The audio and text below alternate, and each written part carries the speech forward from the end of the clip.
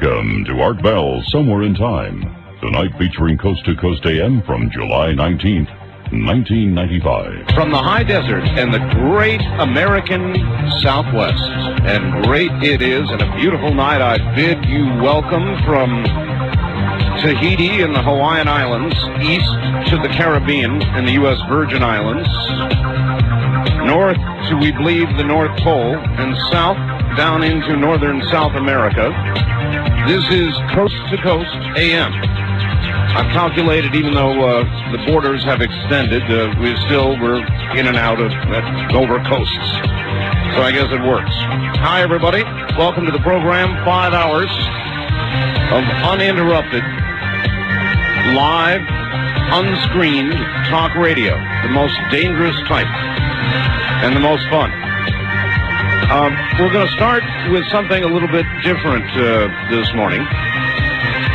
I have on the line, in just a moment, Alan Keyes, presidential candidate, billed as actually it's Ambassador Alan Keyes, former ambassador to the UN, and very much a conservative, a pro-life moral conservative, he calls himself.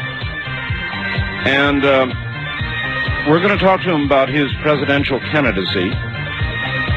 In some of the material he sent me, says Alan Keyes electrifies the grassroots, and we've got all kinds of straw poll results here from Salt Lake City, Utah, showing Dole ahead, but Keyes second. Dole at 33, Keyes at 20.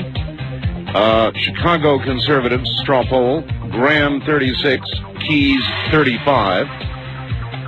Clayton County, Georgia, Keyes wins it, 30%, Graham 26, Dole 15. Fresno, California, May 6th, Dole 39, Keyes 31, Wilson, Dornan, Graham trail.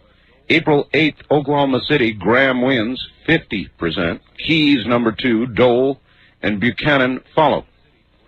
So a few key straw poll results, if you'll excuse the metaphor, and we're going to talk to Alan Keyes, Ambassador Keyes, right now. So let's do it. Ambassador Keyes, welcome to the program. Hi. Hi. You are somewhere in, I guess, Central California? That's right, Camarillo. I think. Also, well, I'm staying at the Westlake Hyatt, I guess. But, well, it's nice to have you out here in the West. Well, thank you. Ambassador, I would ask you to stay good and close to the phone and give us lots of audio. Okay. If you can. I guess I'm going to ask you first, why do you want to be president? Well, I got into the race mainly out of concern over the assault that was being mounted against, number one, the pro-life plank in the Republican platform, and number two, the strong commitment that the party has had to stand up for what I believe are the key issues in the country affecting the moral and material environment for the marriage-based family.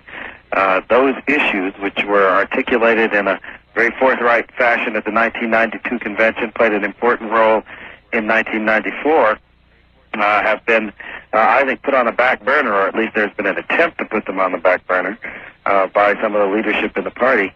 And so it was in that context that I stood forward and began to articulate in a forthright fashion my concerns about that, and to get a response around the country that encouraged me to believe that there are a lot of people in the Republican Party who believe that these issues need to be addressed, and I think they deserve a voice. What do you think of Bob Dole's position on his pro-life position? A little shaky? Well, more than a little shaky, I think, but at the moment entirely unclear. I think both Dole and Graham have been very reluctant to deal with this issue in a forthright way, and even though they point to their record and talk about, well, there I am, I don't have to say any more about it, I think that the key thing that you have to do on the pro-life issue in America is to articulate it. That's what people who are in the national spotlight need to do. That's the way they exert leadership on this issue. So if they're not willing to talk about it, they're not really committed to it. All right. Well, you're cutting up the pro-life pie right now with Pat Buchanan. How would you define a difference between your position and his on pro-life? I don't know that there is one. I think we're both strongly committed to keeping the pro-life plank in the Republican platform. I think that that's been important to me. I do think that Pat may have gotten a little shy at first about this issue, because in the first stages of the campaign he wasn't articulating it. When I stood up, for instance, in Louisiana, I was the only candidate who was putting this forward at the time, and in, I think, Arizona after that, it was still the case. But gradually, I think others came to realize, one, that this issue itself, pro-life, is very important, and I'm glad to see that has put it back, I guess, in a position of prominence. And others like Phil Gramm and others are now beginning to recognize that the grassroots people of the Republican Party are insisting that the real moral crisis of this country be put front and center, and that we have to address it or we're not going to be able to deal with most of the other problems that we're facing. All right, here's one way to address it. The other day I heard, and I can't recall who it was, somebody calling for congressional hearings on when life begins. Mm-hmm. Is that a good idea? Well, I actually think it's not a relevant question. I think that whole debate is based on a misunderstanding of the issue. It is not for us to make that decision. And it really, if you think seriously about the principles that are involved, the Declaration of Independence says that it is an issue of creation. We are created equal, not born equal. Mm-hmm. And therefore the question is simply, are we dealing with an offspring that partakes of human nature? And the way in which we determine that is not by looking at what goes on in the womb. You know, dogs come from dogs, cats come from cats, human beings come from human beings. And so you only look at the parentage. You only look at that question of whether the mother and father are human. If the ancestry is human, the offspring is human, and therefore entitled to respect, which is due to the nature of human beings, not because of their development, but simply because of their God-endowed nature. All right, so in a nutshell, at the moment of creation. At the moment of creation, and of course that moment precedes any human activity or involvement, and nature is then transmitted by virtue of the lineage of the mother and the father, not by virtue of one's stage of development in the womb or anywhere else. How do you assess, what is your own assessment of the race when you get very pragmatic and you look at it? Alan Keyes, even Pat Buchanan, nearly everybody else but Bob Dole right now seems a long shot. Is that pragmatic? Not at all. I think this race is wide open. And I don't understand why people are being taken in by early numbers that basically are based on name recognition and pretty much nothing else. I mean, and if I were Bob Dole right now, I'd be seriously worried, because his position in the last several months has done nothing but erode. He started out as a front runner in the mid-50s. He's now a front runner tending toward the mid-40s. Being that an early, doesn't look to me like a tendency that's going to last. Yeah, being an early front runner traditionally has not been very lucky. So you just have lots of time to lose your position. Yeah, that's right. Nowhere to go but down. What about the Speaker of the House? Now, he's kind of waffling about here and there and suggesting that, well, if there becomes a sudden vacuum in the race, why, he might jump in. What's your take? Do you think he will? Well, I don't think there is going to be a sudden vacuum in the race. Yeah, but you've got to hope there's going to be one. Well, no, not at all. I think we're building up a grassroots campaign that isn't going to depend on a vacuum. We are creating a new reality in the Republican Party by consolidating what I think is the pro-life moral majority, if I can put it that way, at the Republican grassroots. We are energizing people, getting new people involved, pulling people out who have been non-committal in the past, and we're busily organizing over these months and over the course of the next several months to put together what I think will be the strongest grassroots campaign that's been seen in American politics since the late 60s. And that's our objective, and that's what we're working to achieve. Ambassador, you gave a speech recently on C-SPAN that electrified a lot of people. I had a lot of calls on this program about it. People were very excited. What was the genesis of that speech? What electrified people about that? Now, do you mean a speech in New Hampshire?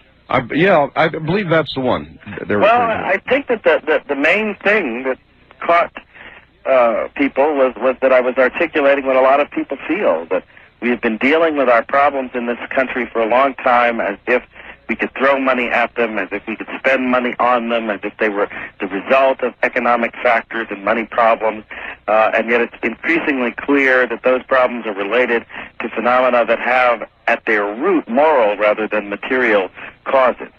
Mainly the collapse of the marriage-based family due to, I believe, the adoption of a corrupt concept of freedom that actually contradicts the moral and emotional attitudes that are needed to sustain family life.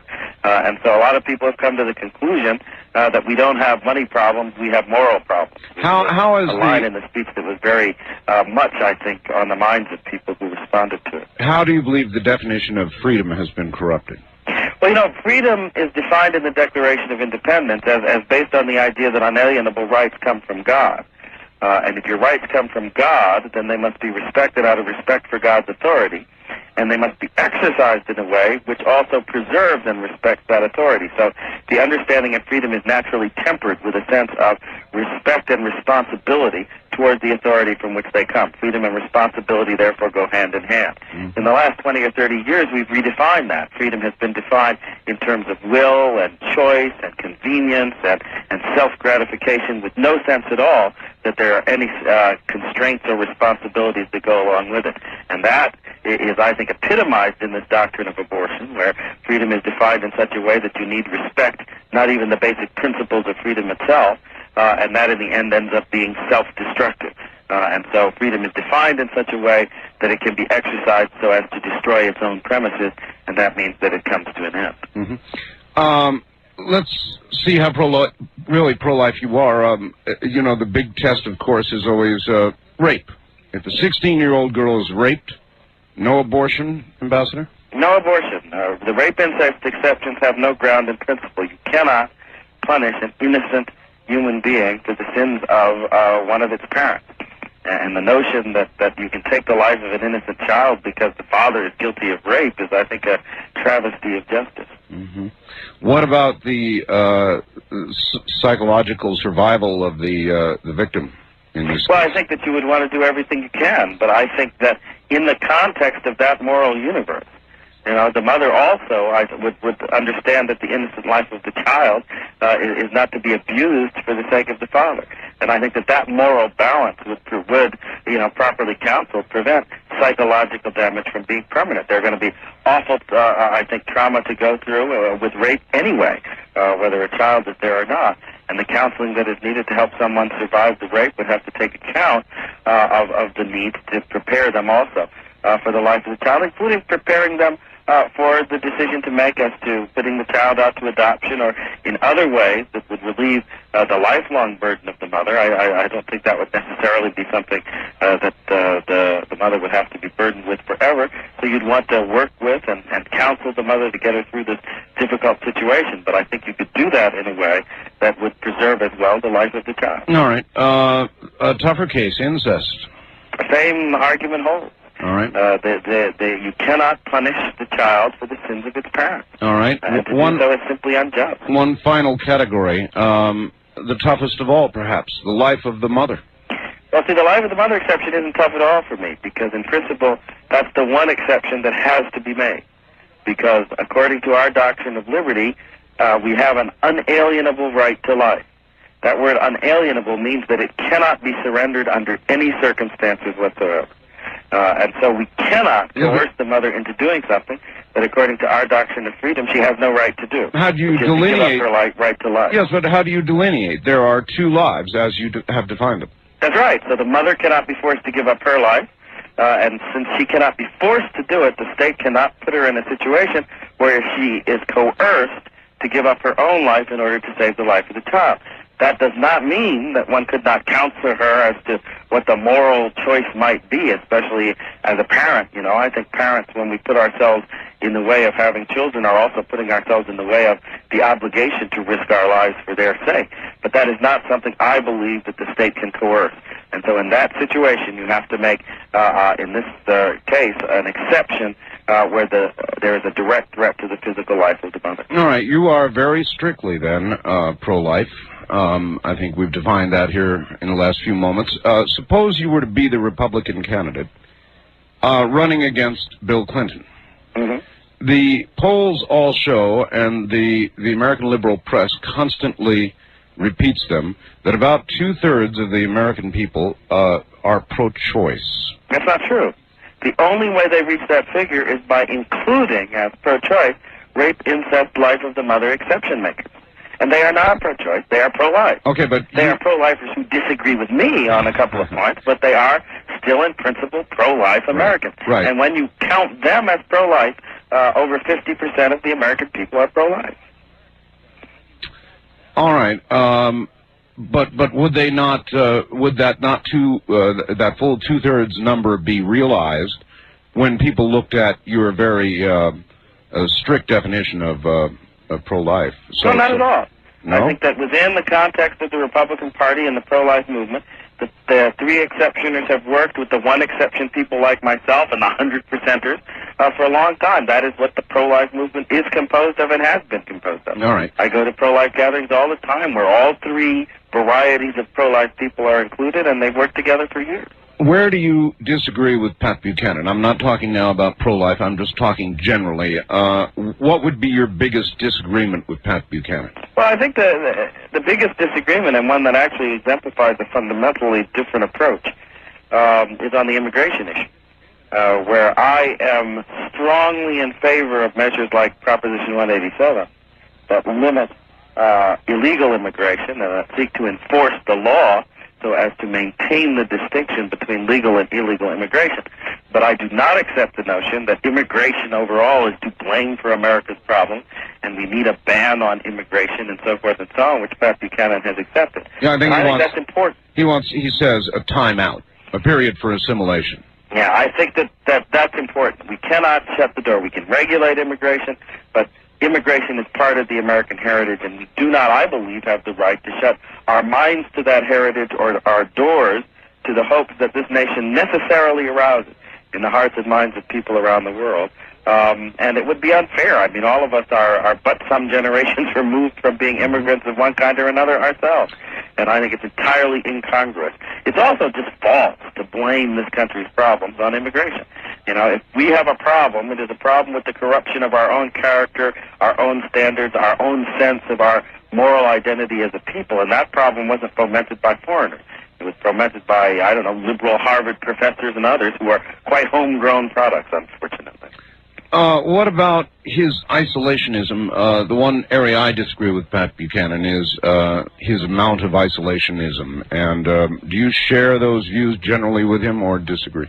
Well, no, I think I am not an isolationist. I believe that America has an important leadership role to play. I believe in our engagement in that leadership in the world for the sake of our interests and our principles.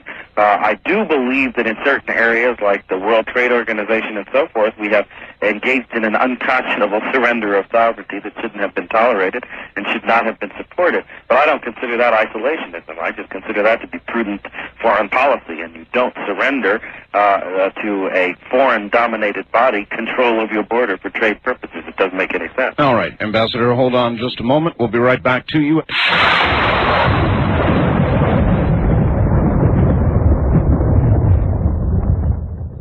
Ambassador Keyes, you're back on the air.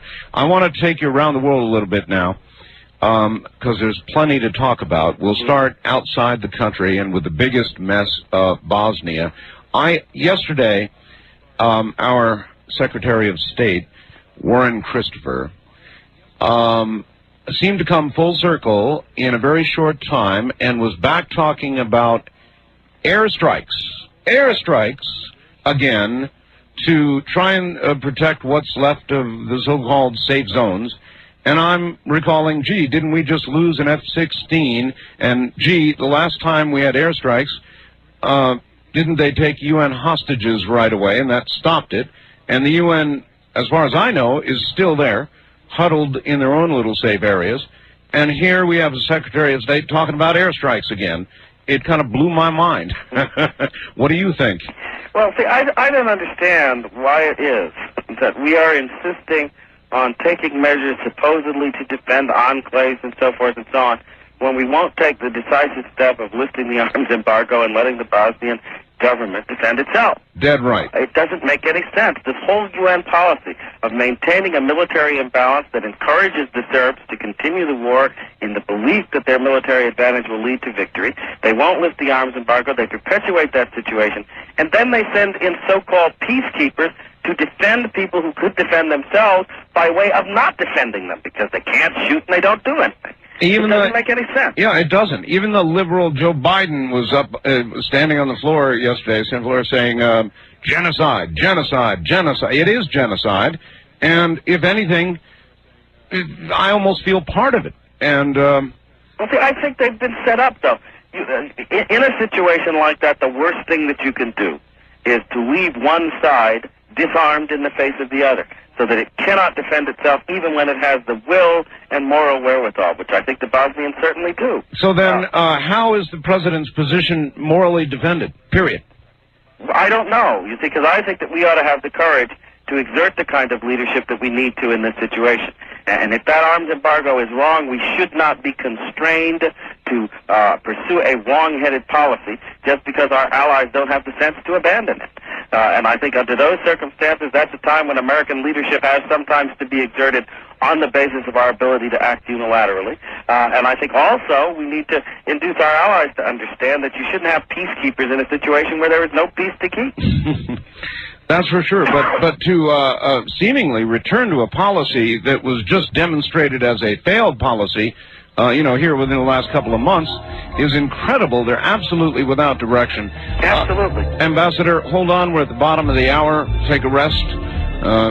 Drink a cup of coffee or something. We'll be right back to you. Okay. Ambassador Alan Keyes, candidate for president, back in a moment.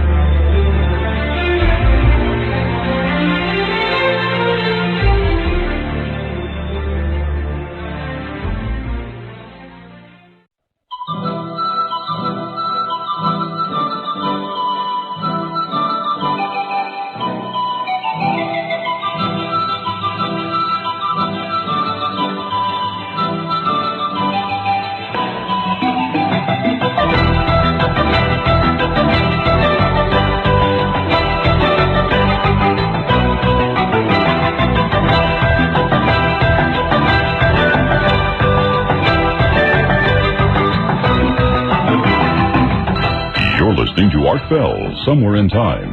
Tonight featuring a replay of Coast to Coast AM from July 19th, 1995. My guest is presidential candidate Ambassador Alan Keyes.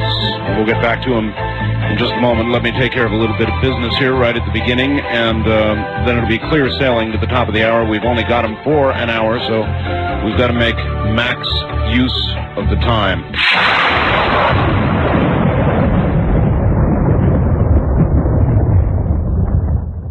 Back now to Ambassador Alan Keyes. Ambassador, welcome back. Hi. Yesterday, the president gave his long-awaited, anticipated speech on affirmative action.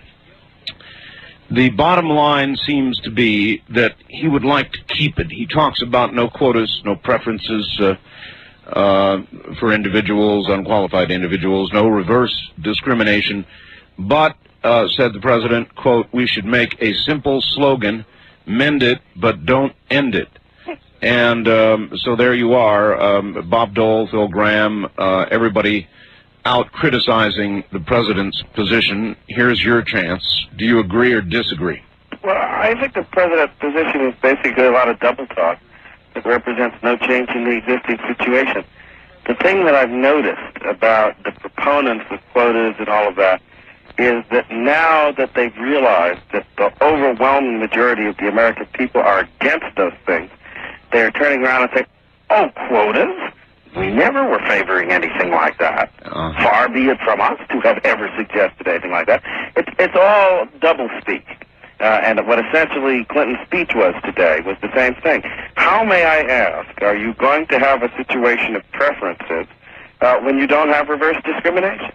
I don't know. How do you have affirmative action without quotas, really? I don't understand that either. Well, the notion, if you were to return to the original notion that you were going to have, outreach, if you were going to make sure that certain portions and areas of the country and disadvantaged groups of people were given, information, access, that you made sure your recruiters for companies would visit high schools that were in these areas, make sure kids were apprised of opportunities, help to create programs that would give people who were disadvantaged special training and so forth and so on.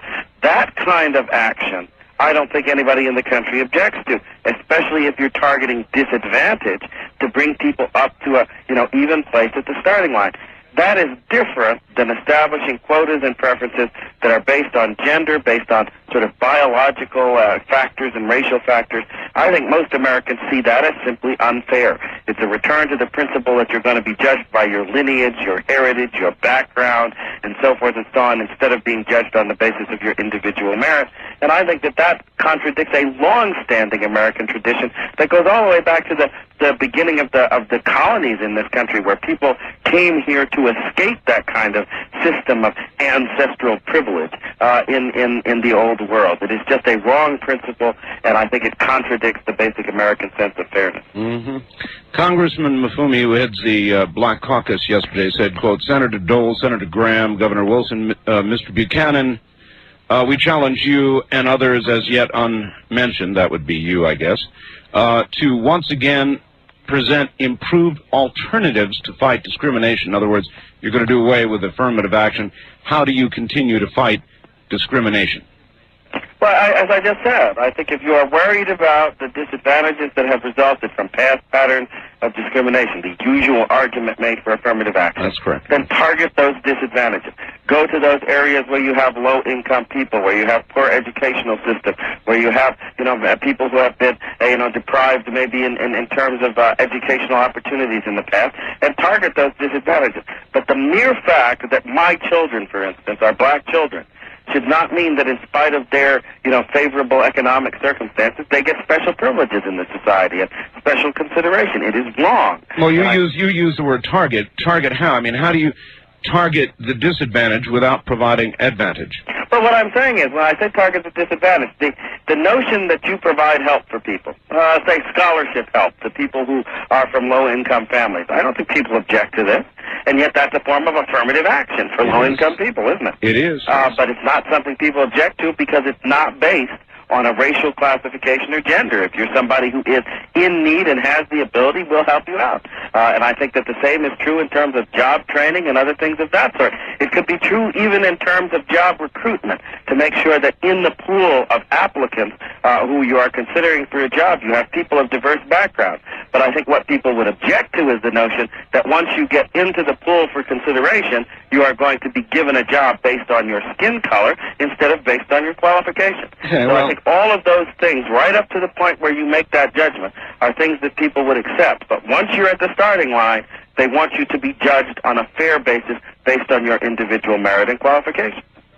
Well, I guess we have come a long way. The obvious question I should ask now as a follow-up, since we're in this category, is can a black man be elected president in America today?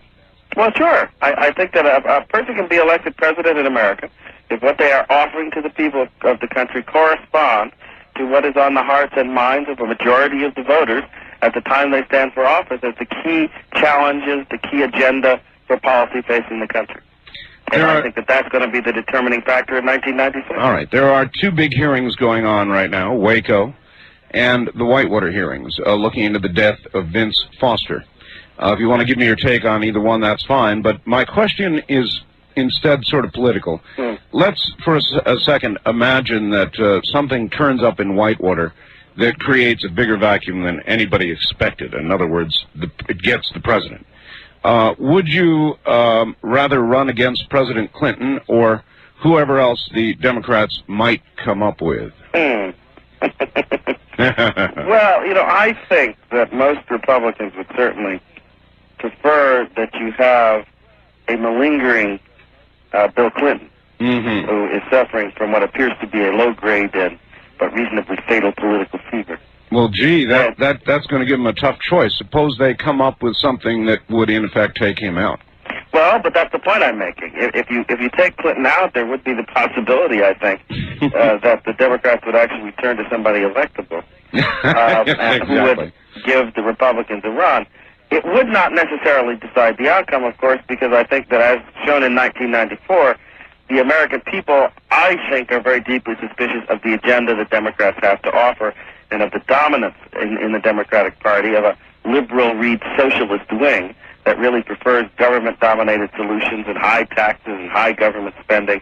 I think any Democrat is going to have to run with that wing of the party hanging around their neck, which I think is basically one that does not correspond to the values and preferences of the American people. So the Republicans would still have their best shot in a long time at controlling both the White House and the Congress. But it might be a little tougher than if you're running against the weakest vote. You've probably got better information than I do, and you can jump away from this one if you want. But is there anything in your opinion contained in what will come out in Whitewater or in the Waco hearings that would disable the president? Well, I don't know that I have any better information than you do. I kind of doubt it. But I would say that my impression is that nothing that comes out in the Waco hearings is going to damage the president. I think what comes out in the Waco hearings ought to seriously damage Janet Reno, but then what has already come out should have resulted in her resignation. I think in terms of Whitewater, my guess is that the direct Whitewater things are not going to. All right, Ambassador, before we get too much into Whitewater, I recall that after Waco, and you'll, of course, recall, Janet Reno said, we're going to do this for the children. And then it was done. The children that did survive were then later interviewed by psychiatrists who said they were not abused. And yet yesterday in the Waco hearings, here came a now 14-year-old who claimed Koresh had sex with her when she was 10. Now, I presume you saw or heard about that testimony. I certainly did. I didn't see the testimony. I heard about it. My wife watched it, and I talked to her just earlier this evening because I was out doing my campaigning thing. And I have to say that we're looking at an effort, I believe, to distract the attention of the public from the real issue. Because the question of whether David Koresh was, did at some point abuse children, does not then solve the question of whether Janet Reno made a correct judgment when they stormed that compound and in a way that they, I think, could have been reasonably certain was going to result in the destruction of life. Did they have a proper foundation and basis for taking that step? All right. I think all the evidence that has come out so far suggests that they did not. Secretary of the Treasury Rubin was on one of the Sunday shows here a couple of weeks ago, and they asked him repeatedly whether the president authorized the final assault on the compound at Waco, and he refused in each time to answer that question. Is that a question that should be answered in the hearings? Yes, it is.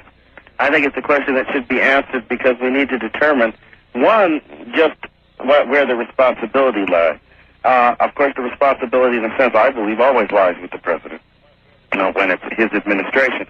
But I think that the actual line of decision needs to be clear, and also the extent of Bill Clinton's incompetence needs to be made clear.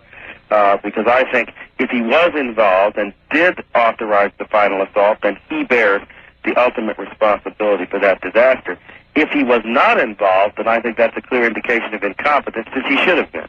That was, after all, a situation in which you had the lives of 85 Americans, including children, at stake, where the government was heavily involved.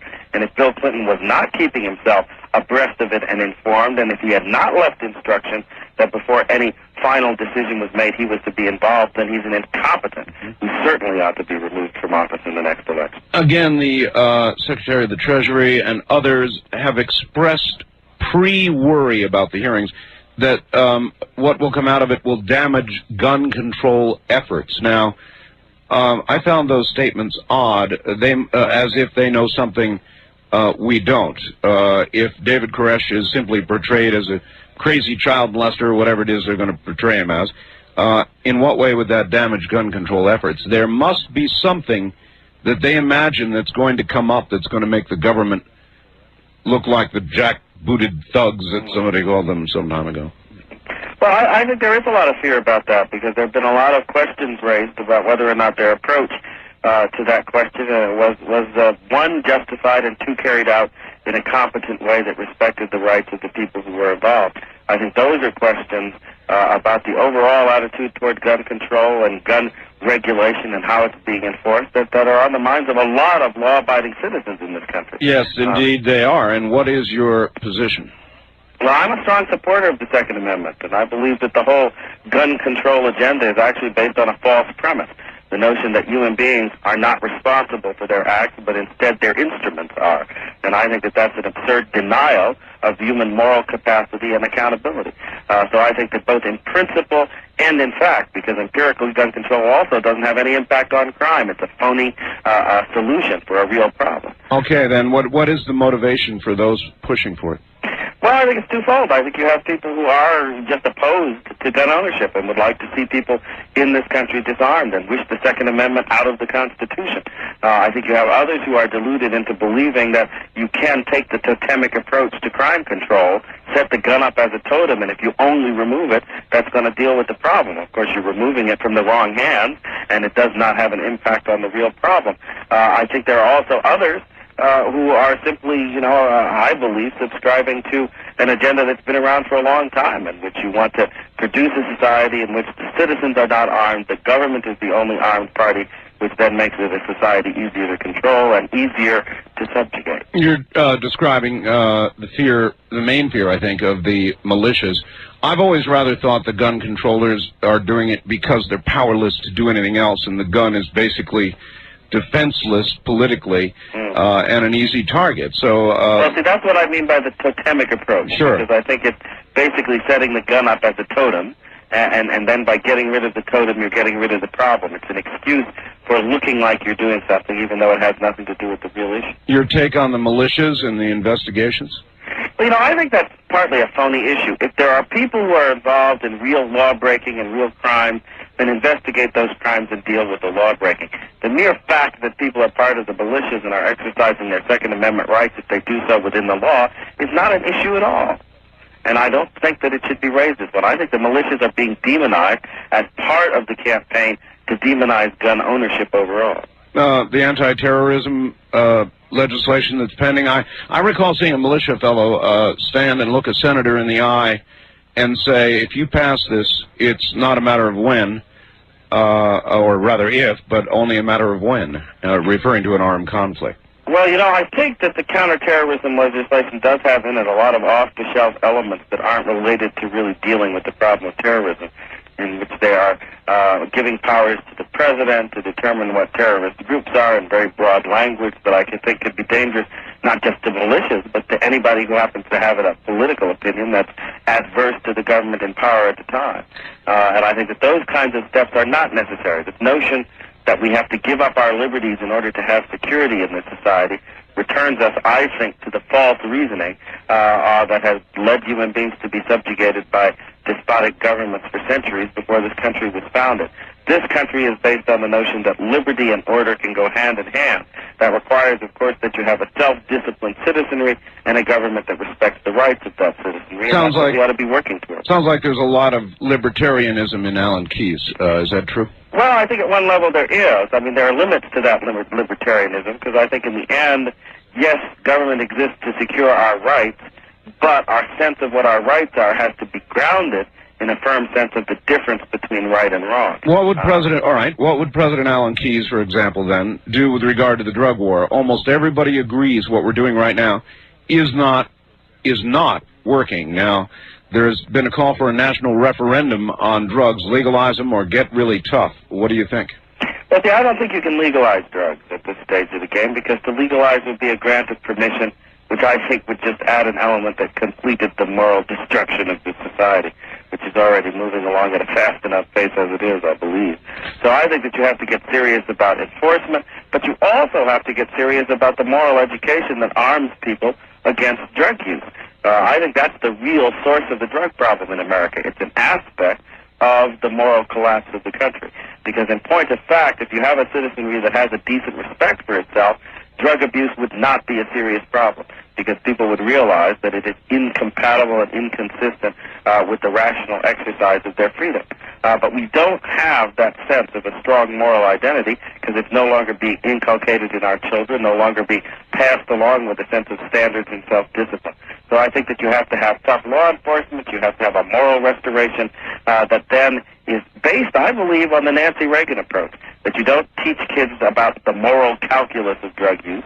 You teach them that it is morally wrong and that you don't do things that are morally wrong. Mm-hmm. What would that mean in terms of, for example, where you would want to see money put in fighting drugs? Would you want to interdict? Would you want to treat? Would you want to do all of it? how would you come down there? Well, you see, I think that on the one hand, you do have to have a serious effort to reduce the flow, always keeping in mind that you'll never reduce it to nothing. And one of the things I learned when I was on the White House Conference for Drug-Free America chairing the International Committee, we got lots of information, lots of testimony, all of which suggested two things. One, you can have an effective interdiction program that cuts the flow of drugs, but you can't cut it off. And two, the reason you can't cut it off is that demand creates its own supply.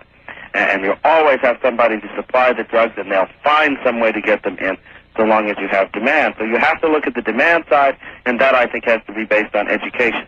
Not education, by the way, based on this notion of, teaching people the danger of drugs and all of this. That has to be an element of it.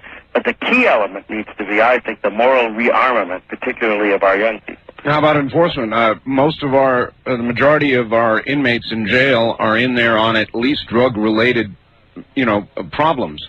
Do you continue to arrest users? Do you go after the sellers? What? I think you have to do both, with a particular emphasis on going after the sellers and those who are profiteering from drug abuse, but you also can't let the users off the hook. I think a more effective way than maybe imprisonment and so forth for users would be to stigmatize and remove certain privileges.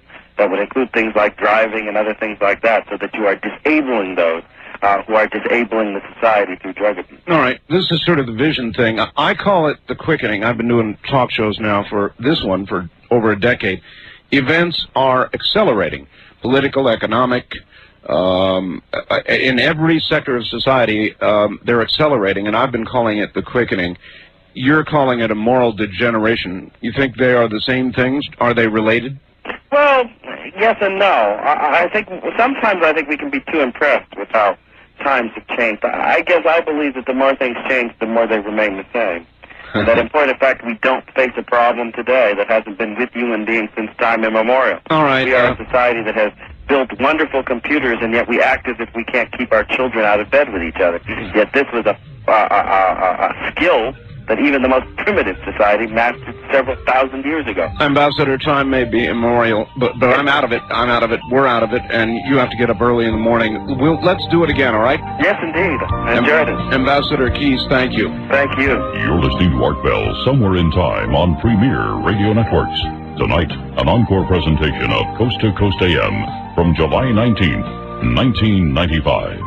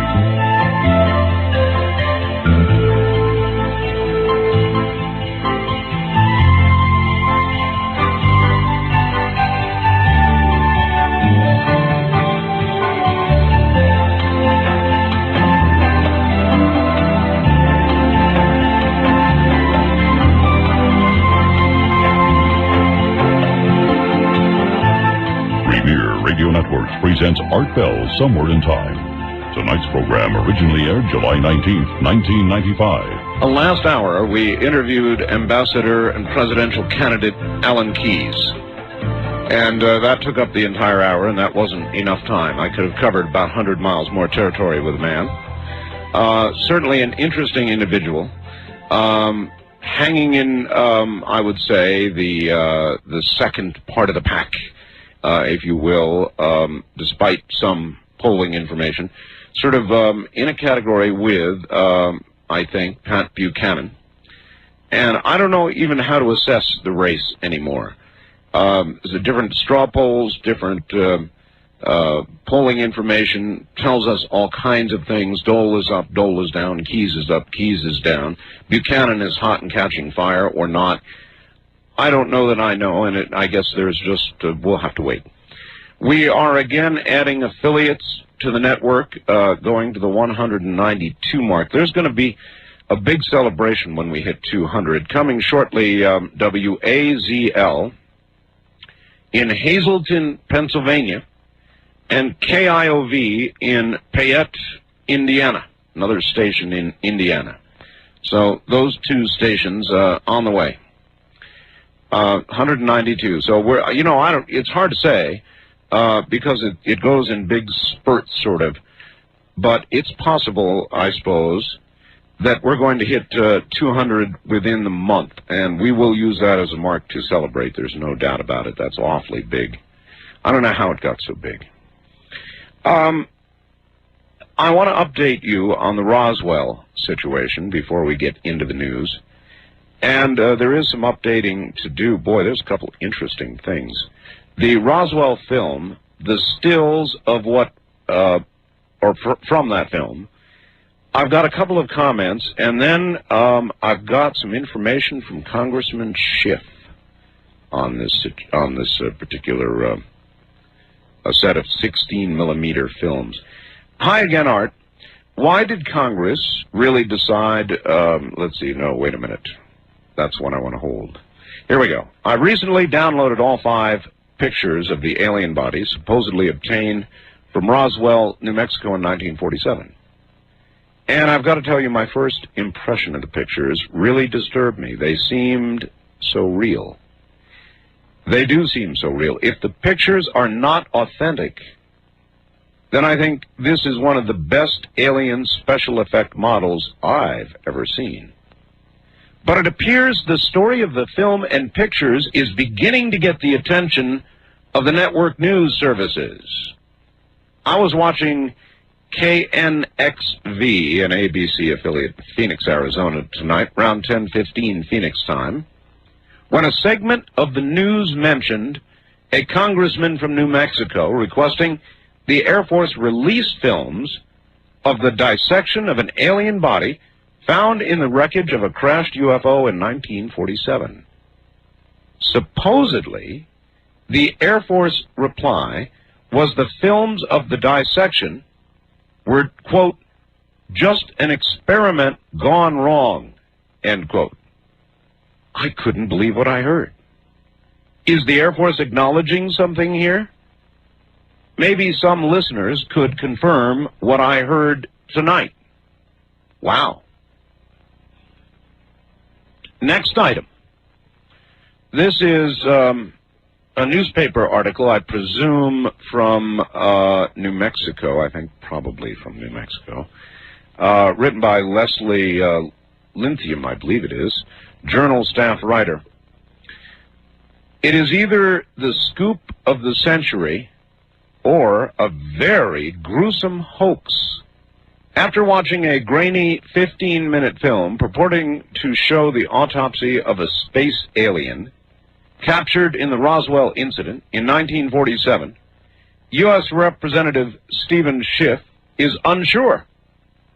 The New Mexico Republican is not exactly endorsing the footage reportedly taken by a U.S. Army photographer on the Roswell Army airfield in 1947, but on the other hand, he's also not dismissing it as bunk either. He said, quote, "There's one thing for sure. If this is a hoax, it certainly was elaborately done. It looked real to me." End quote. If the footage is verifiable, it would be the first hard evidence that it was a UFO, not an Air Force experiment gone awry, as the government contends.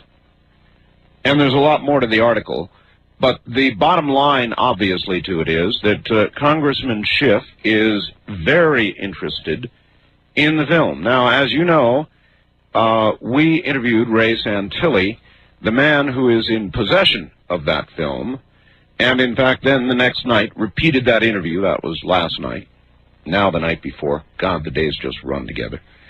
And I thought that he was, Mr. Santilli, that is, was very credible. Not because he's in the UFO community, and maybe because of that, but because he just ran into the film. He just ran into the film, and he's dealing with it the way he does everything. That's his business, you know, he's in the business. And so somehow his falling into it when he was in search of early film from Presley's career, I don't know, it just sort of makes sense. His attitude about it sort of makes sense to me. Now, I'm going to repeat this only once, maybe once more during the morning. There are two ways for you to see these photographs. The first way is if you own a computer and you know how to download. You can call our bulletin board, which is available 24 hours a day. There are 5 photographs entitled Roswell 1.gif through 5, and you can see them that way. Or they are now in the hands of our publishers of the newsletter. That's right, they've already got the photographs, and they're being set up, and they're going to be printed in our newsletter.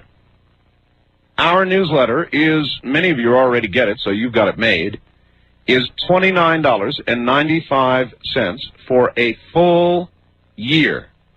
A full year. Comes to you every month without fail. It is getting to be a significant newsletter. We cover things on this program, things that we do on Dreamland. The whole spectrum is in the newsletter. Lots of photographs. We've gone to color. You're going to love it. Anyway, the Roswell photographs, by special permission from Ray Santilli, are going to be published in the next newsletter, and it's a going to press. So if you order now, you will get that one. I'm telling you. Jump on the newsletter now. If you don't have a computer, if you can't get them that way, then get them this way. Back in a moment with the rest of the news.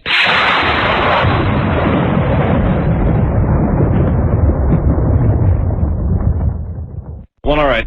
We touched on it with Ambassador and presidential candidate Alan Keyes.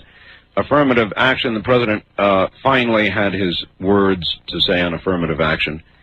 And while he says no quotas, no preferences for unqualified individuals, and no reverse discrimination, at the same time, he seems to want to raise. He said, quote, "We should have a simple slogan, end it, but don't end it," end quote.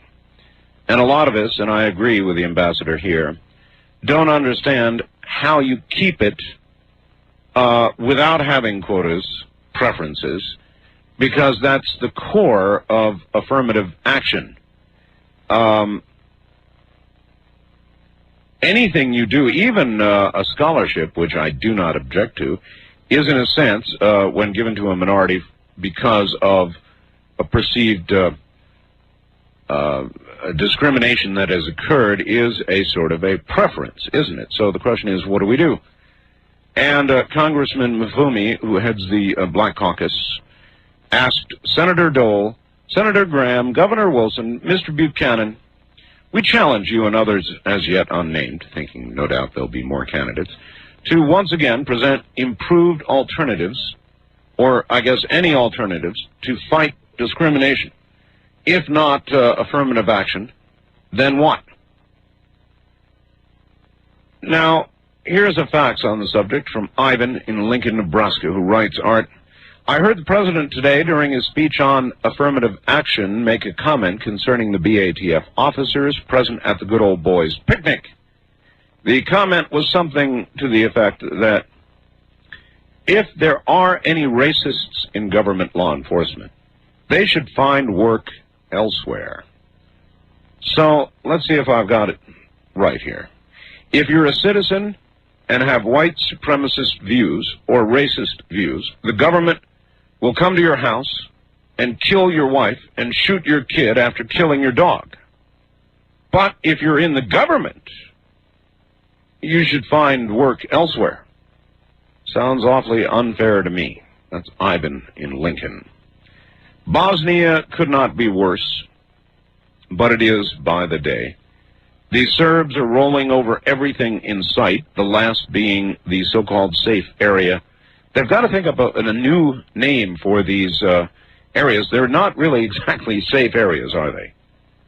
They are numbered targets, and the last is Zepa, the second so-called safe haven to fall within the last 2 weeks, without, I might add, even a little bit of resistance from the UN.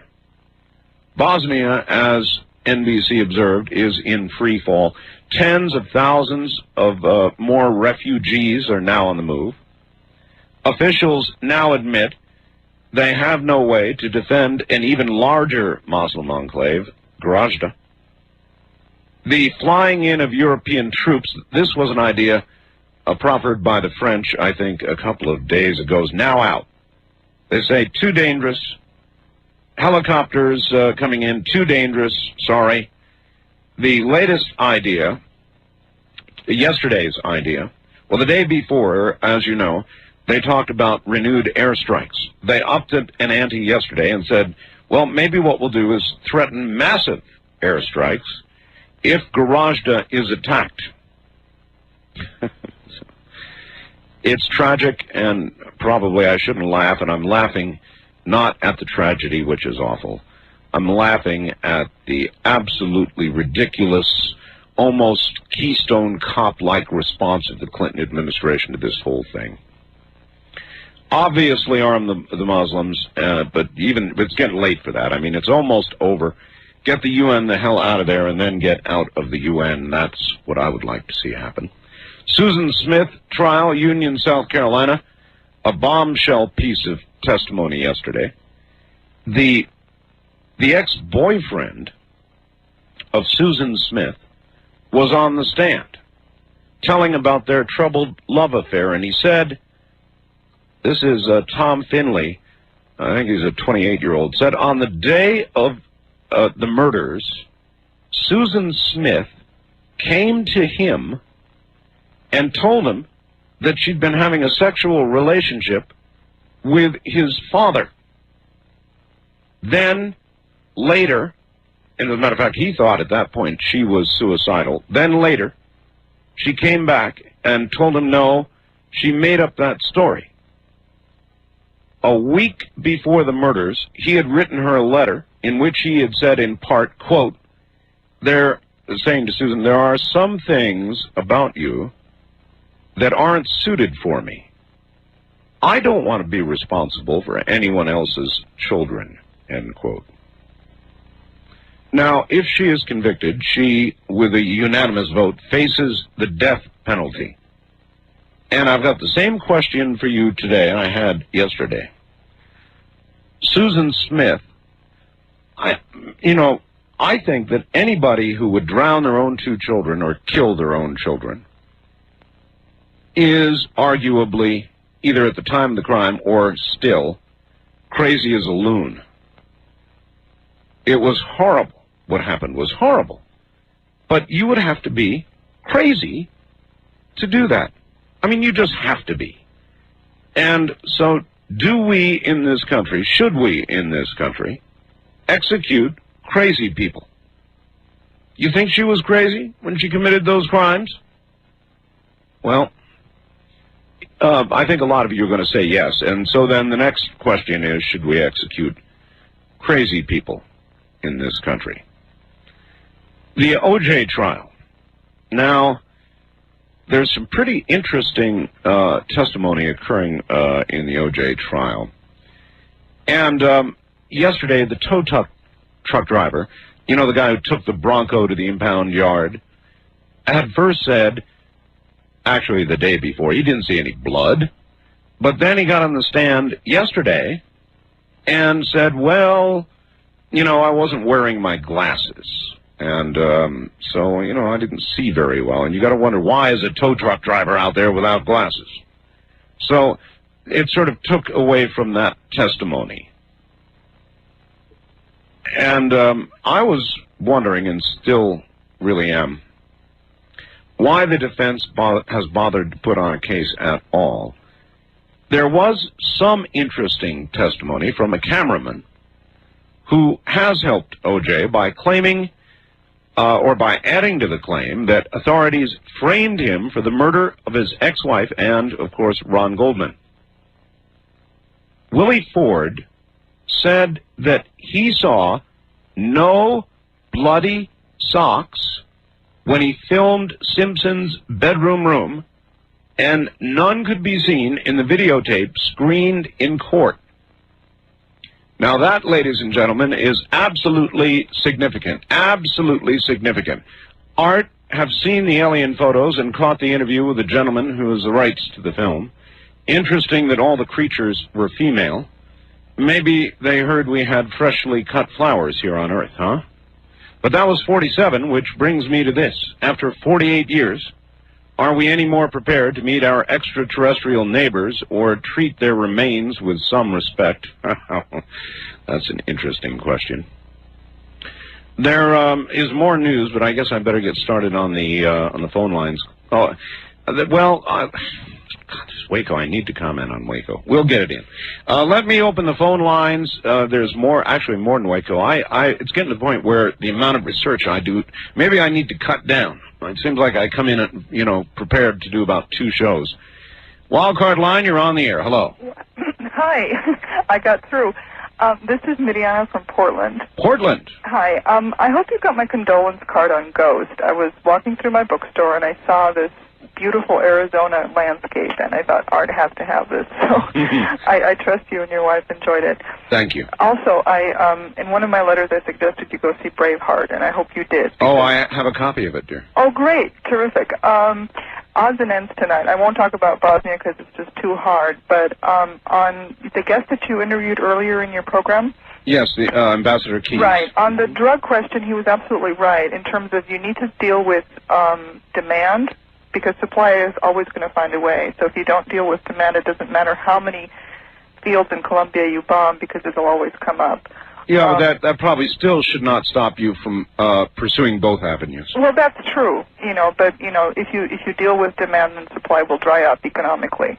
Newsweek did have a story about gangs in the military. It's true. Oh yeah, I know. I read it. And it was really weird. I'm looking for, if I dialed everything correctly, I signed up for your newsletter. I'm looking forward to the Roswell photos. Oh, they're unbelievable. Someone called in the other night and said, there was some flack about why were they all female. Well, even our own Air Force, I realize this is Earth, but they did studies on, women would be better pilots because of coordination or something. So why would we even assume that their sexual organs, whatever they might have or might not have, in fact, how do we even know they have them? Right, really. Well, someone called in and said, that's our female, thank you, female is our perception, right? We define that by the differences between men and women, human beings, right? But who's to say that a creature from anywhere else would be sexually defined in the same manner we are? That's very presumptuous. Yeah, one more time, you hear me on this. We're publishing the Roswell photos in our newsletter. You still have time to order our newsletter. We're doing stuff like this all the time, and I will continue to do it because I pursue things of this sort. So, if you want the newsletter, if you want the photographs, in this next newsletter, you need to get on the stick now. I'll be giving you the deadline. I got the photos to the publisher yesterday. The number to order, our newsletter is Art Bell After Dark, it's called. All right, I see I'm at the bottom of the hour. I'm out of time. We'll be right back. You're listening to Art Bell, Somewhere in Time. Tonight featuring a replay of Coast to Coast AM from July 19th, 1995.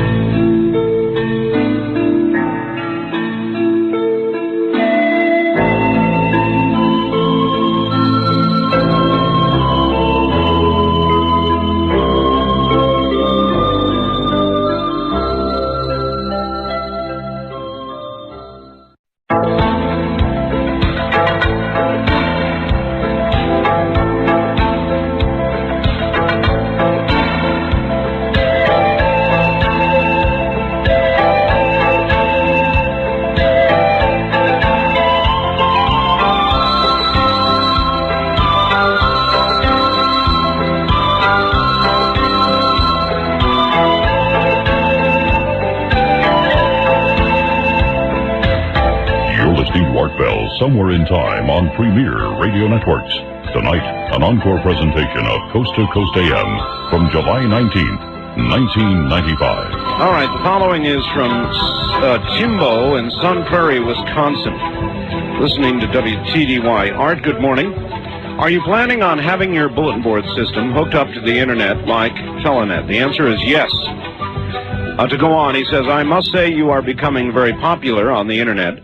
For your listeners who use computers, I suggest visiting the IRC channel, #Art-Bell. The dash in the middle, I guess. That's #Art-Bell. It's full of listeners right now from coast to coast and beyond. It's a sort of virtual reality feedback session about your show. Keep up the good work. OJ guilty, go Marcia go. Susan Smith guilty, execute, says Timbo up in Sun Prairie. West of the Rockies, you're on the air first. Hi. Hi, this is the Economist in Monterey. Aha. How are you doing? I'm doing. Well, I heard about your little affirmative action problem there, and I got a solution for you. My problem? Yeah, instead of throwing it out, why not mend it? That's the president's statement. Right, and I'm here to give you how to mend it. How do you mend it? Okay, so you have a quota for a government contract on a bid, and you pass by the first company, and it's the lowest bid, but it's the best price, and it's owned by a white person. Then you get the second bid, which the government accepts, and it's owned by a minority company. So there's the problem. You don't want to result in all this inefficiency, so you make the company who won the bid, the second lowest bidding price, reimburse the first company or compensate them for the amount that they would have had to spend extra. Do you understand what I'm saying? Where did you study economy? No, I'm just saying this in purely compensatory grounds. Yeah, I understand, but I mean, it seems so ridiculously complicated and socialist to me that I just can't figure out where you got such a thing. No, if one person is made worse off due to a policy goal that requires a racial equality, then that person... God's sakes, we're going to end up compensating everybody for everything. Now, that's ridiculous. Right. In other words, why would you have a quota system unless you're going to compensate those who you're taking away from? Then, to a lesser degree, everybody else who lost the bidding of all sorts of stripes and sexuality... they deserve some sort of compensation. But they couldn't bring the job in under the price, which results in efficiency. You don't want to sacrifice efficiency for racial equality, do you? And if you do, then you want to compensate those and make up for that loss of efficiency. All right, well, send that in a letter to the president. Actually, it sounds to me like something he'd like. I'm sure that'd sound good to him. Briefly, oh God, that was incredible. On Waco, there was a lot of sound and fury and some substance yesterday in the hearings. I must say that I have been affected by what I heard yesterday. Now, you'll recall, and I've said a million times, that the children that came out of Waco alive, who were examined by psychiatrists and the whole battery of people they had look at them, said that, no, they were not molested, they were not mistreated. But yesterday came a 14-year-old girl testifying that at 10 she was indeed sexually molested by David Koresh. Does this justify the raid and the manner of the raid and all the rest of it on the compound? No. Does it give me pause for thought with regard to the way I've thought of Koresh? Yes, it does. A 10-year-old girl. 10-year-old girl. What kind of religion demands a 10-year-old girl giving up her virginity to the leader? Wasn't he always reading from the Bible? Which Bible was that? First-time caller line, you're on the air. Good morning. My mom said that she's sorry about your ghost, and it made her cry. Made me cry too, dear. Yeah, and also... as a matter of fact, after the top of the hour here, I've got something to say about it. I haven't said anything about it in a while, but I've got something to say. It was very sad, but I'll tell you this. From terrible, even tragic things can come good things, and what the audience has done is a good thing, and we'll talk a little bit about that. And also, she was wondering, how is Shadow? How is Shadow? Shadow, all right, listen on the air. Where are you, by the way? Sacramento. Sacramento. Well, how old are you? 13. 13. You tell your mom I said hi, and I'll tell both of you now about Shadow. I have never... you know how I picked Shadow? I went down on this tragic day when Ghost left. And for about an hour after the decision, terrible decision, I really didn't know what to think or do. And so I said, I'm going to go adopt a cat. And I went down to the animal shelter, and we looked at, I guess, hundreds of cats. Oh, man, there were cats everywhere. And I went through them all, and there were many, many pitiful, beautiful, cute little cats, and we got to the final, I wanted to see every single one of them. We got to the final little shelter area packed full of cats. And here comes this little black imp of a sort of a waif of a cat, which immediately climbed up me. You know how cats do that. And nuzzled my neck and started licking my ear and climbed right up on my shoulder. Never seen anything like it. Now, that hasn't changed. This is a cat that has an unnatural love of human beings. I've never seen anything like it. She is such a love bug that it's driving my other cat totally to distraction. And I've got a 17-pound cat, right? Biggin, really a biggin. And this little gal, I don't think she could be more than like 3 pounds maybe at the most.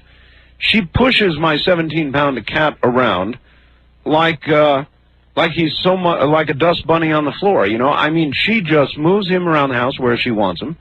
He's scared of her. I don't get it.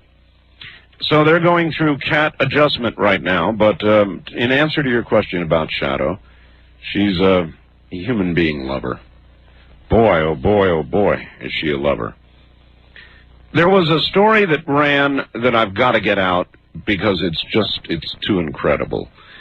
It was entitled Money Shot, and NBC ran it, and it's short and sweet. 10 years ago, there was a lady golfer who was injured when, listen carefully, her own golf ball ricocheted off some train tracks and hit her in the face.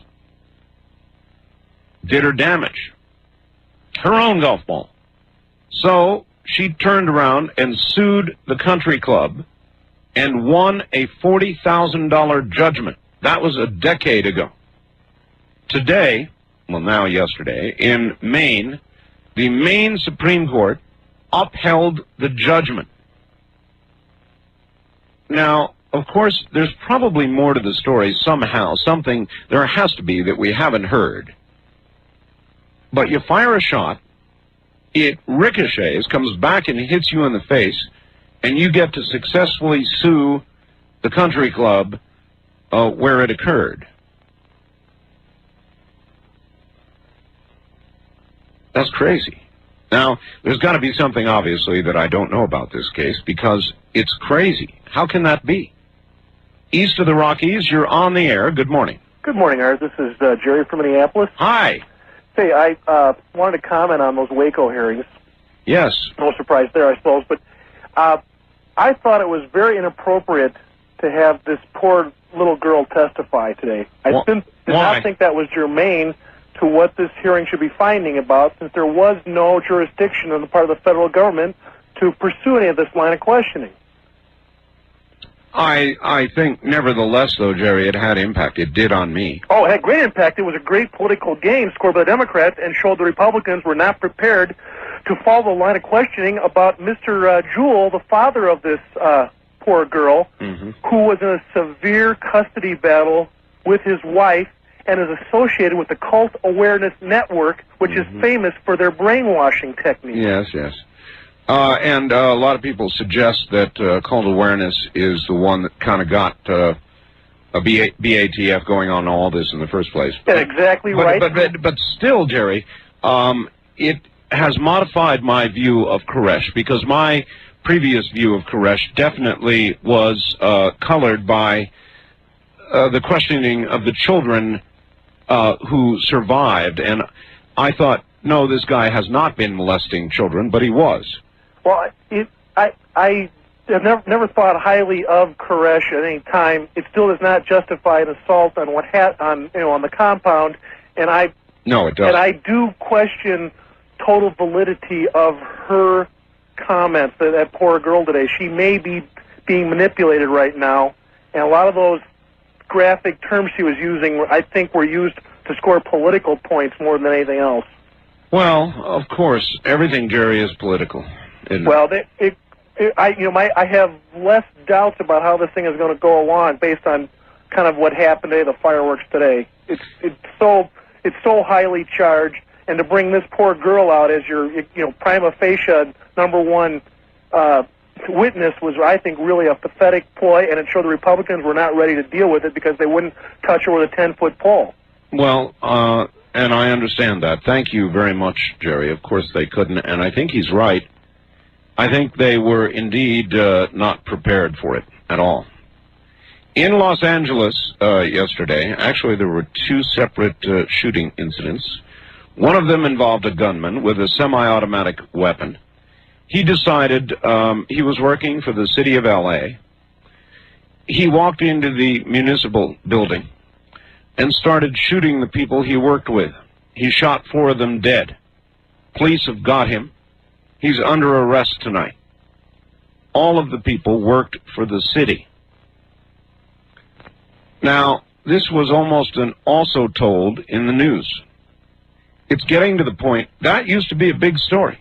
You know, people would be shot, somebody would go on a rampage, and there would be big gun control stories, there would be big arguments about gun control and all the rest of it. Now, it's just another shooting rampage story, and it's kind of getting buried in the back of the news.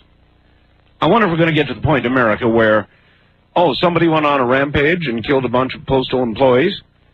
It's just not news anymore. Maybe we're going to get to that point. Isn't that awful?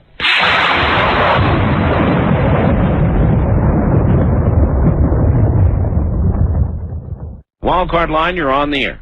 Hi, Art. Hello. This is Dr. Bob. I want to talk a little bit about alien life. All right. One of the things I do is molecular astrophysics. Okay. So you say. I do this. Mm-hmm. Anyway, one of the interesting characteristics that we found in molecular clouds, we've actually found amino acids. The building blocks of life. That's right. Also, amino acids are very prevalent in the solar system. Well, people were concerned about the sex of aliens. It turns out that competitively,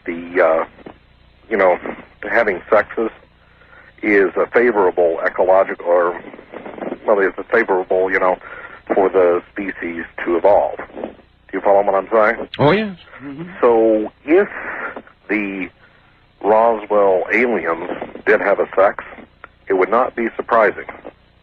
It turns out that from what has been pieced together in the actual scientific journals and things about extraterrestrial life, is that there will be characteristics, and it will be probably carbon-based. And the reason for that is that carbon is produced in the supernova of stars. Is that right? That's right. Mm-hmm. So carbon is more abundant than any of the other elements, possibly like silicon, as was reported in a Scientific American article probably 2 decades ago. Okay. I have one question for you, and maybe you could try and answer it for me. I hear you go on other talk shows and take big-time shots at me for talking about subjects like this. You don't make those criticisms to my face or my ear directly, face to face. And yet you come on my program, and that is your chosen topic. I, sir, think that is highly hypocritical. Can I respond? Yes, now go right ahead. Okay, I'll respond this way, because I think a lot of the evidence that you've presented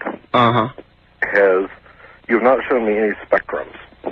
All right, that's your response. Haven't shown me any spectrums.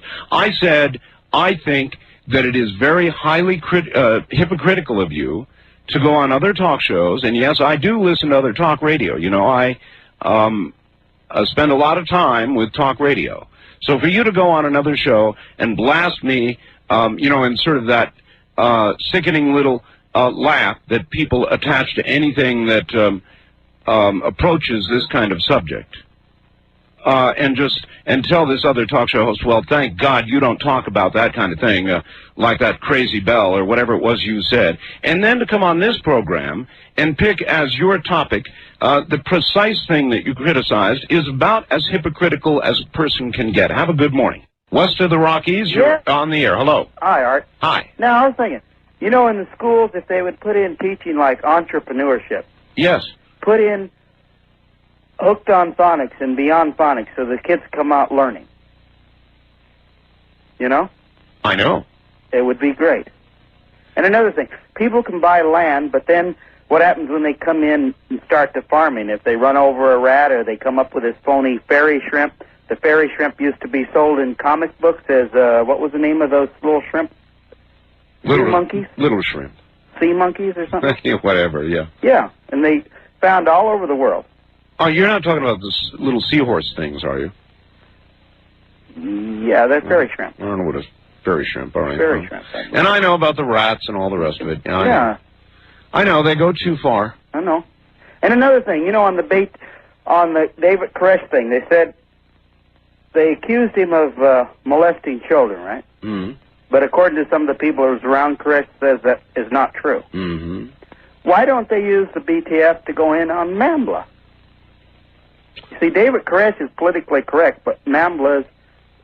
No, you've got it backwards. Yeah. You know, it's a good question. The, NAMBLA... North American Man-Boy Love Association. Yeah, why don't the BTF go on something like that then? You know, that's a really good question. I don't have a really good answer. Yeah. Thank you very much. Where are you, by the way? Oh, San Francisco, Al. San Francisco. All right, thank you. You know, he's got an awfully good point. I mean, NAMBLA is an organization devoted to, by its name tells it all, the North American Man-Boy Love Association. So I wonder if the BATF has investigated that. Rolled some tanks on their headquarters or something. East of the Rockies, you're on the air. Hi. Hi, Art. How you doing? It's Bryce in Wichita. Hi, Bryce. KFH. Yes, sir.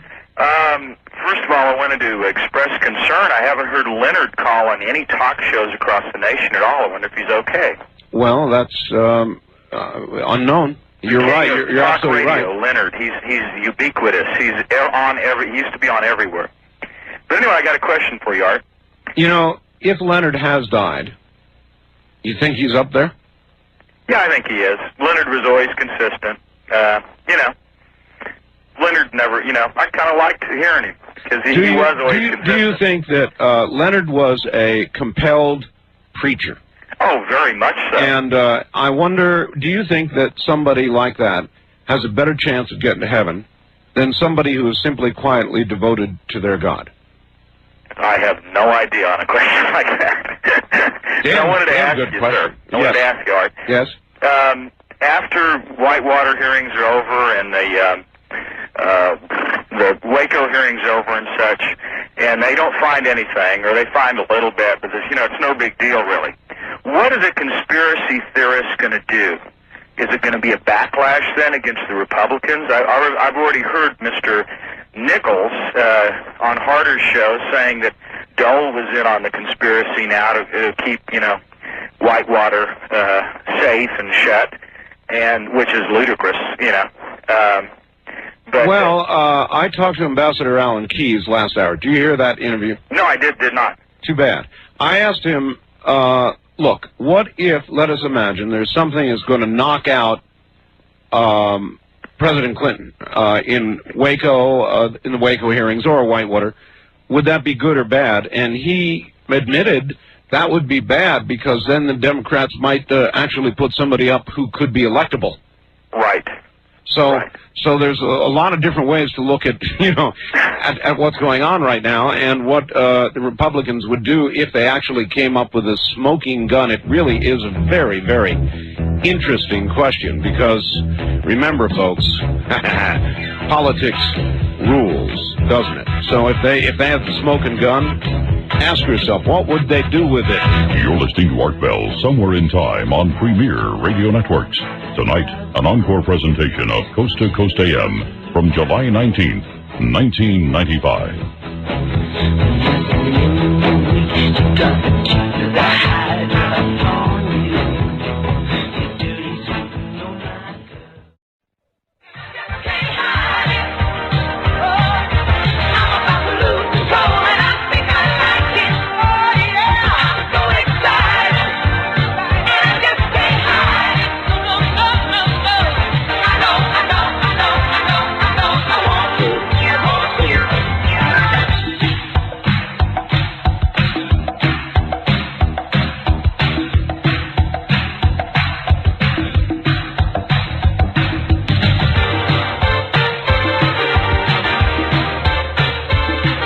Listening to Art Bell, Somewhere in Time.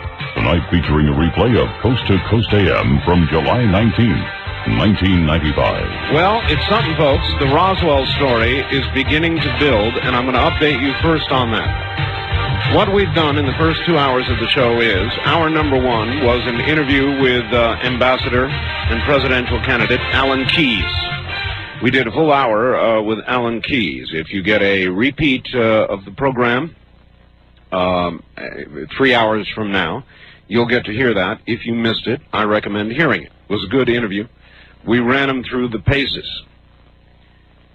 The Roswell story is growing, and there are a lot of stations joining us at this hour, and I've got some responsibility to update them. So I'm going to give you a very quick version. This facts I found fascinating. Hello, Art. I recently downloaded all 5 pictures of the alien body supposedly obtained from the Roswell, New Mexico crash in '47. I've got to tell you, my first impression of the pictures really disturbed me. They seem so real. If these pictures are not authentic, then I think this is one of the best alien special effect models I've ever seen. But it appears the story of the films and pictures is beginning to get network news attention. I was watching KNXV, an ABC affiliate in Phoenix tonight, around 10:15 Phoenix time, when a segment of the news mentioned a congressman from New Mexico requesting the Air Force release the films of the dissection of an alien body found in the wreckage of a crashed UFO in 1947. Supposedly, the Air Force reply was that the films of the dissection were just, quote, just an experiment gone wrong, end quote. Couldn't believe what I heard. Is the Air Force acknowledging something here? Maybe some listeners can confirm what I heard tonight. That's from Mel in Chandler, Arizona. And from the New Mexico newspaper, I believe, the following story on Congressman Schiff. Listen to this. It is either the scoop of the century or a very gruesome hoax. After watching a grainy 15-minute film purporting to show the autopsy of a space alien captured in Roswell in 1947, Steve Schiff is not sure. The New Mexico Republican is not exactly endorsing the footage reportedly taken by a U.S. Army photographer on the Roswell Army Airfield in 1947. On the other hand, he's not dismissing it as bunk either. He said, quote, "There is one thing for sure. If this is a hoax, it was certainly elaborately done.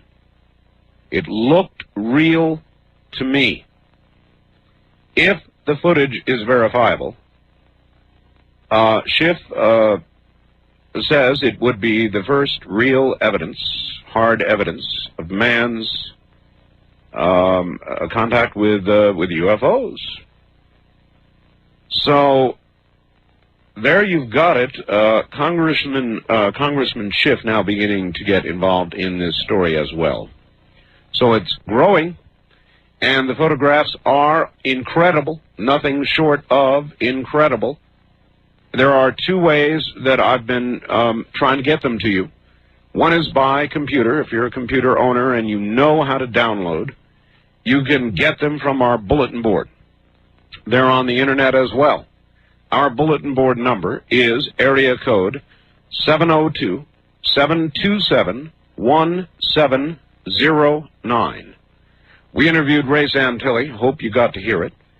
He gave us specific permission to publish the internet photographs, the 5 that we have, in the newsletter. They are now in the hands of the publisher, and the newsletter is getting ready to go to press.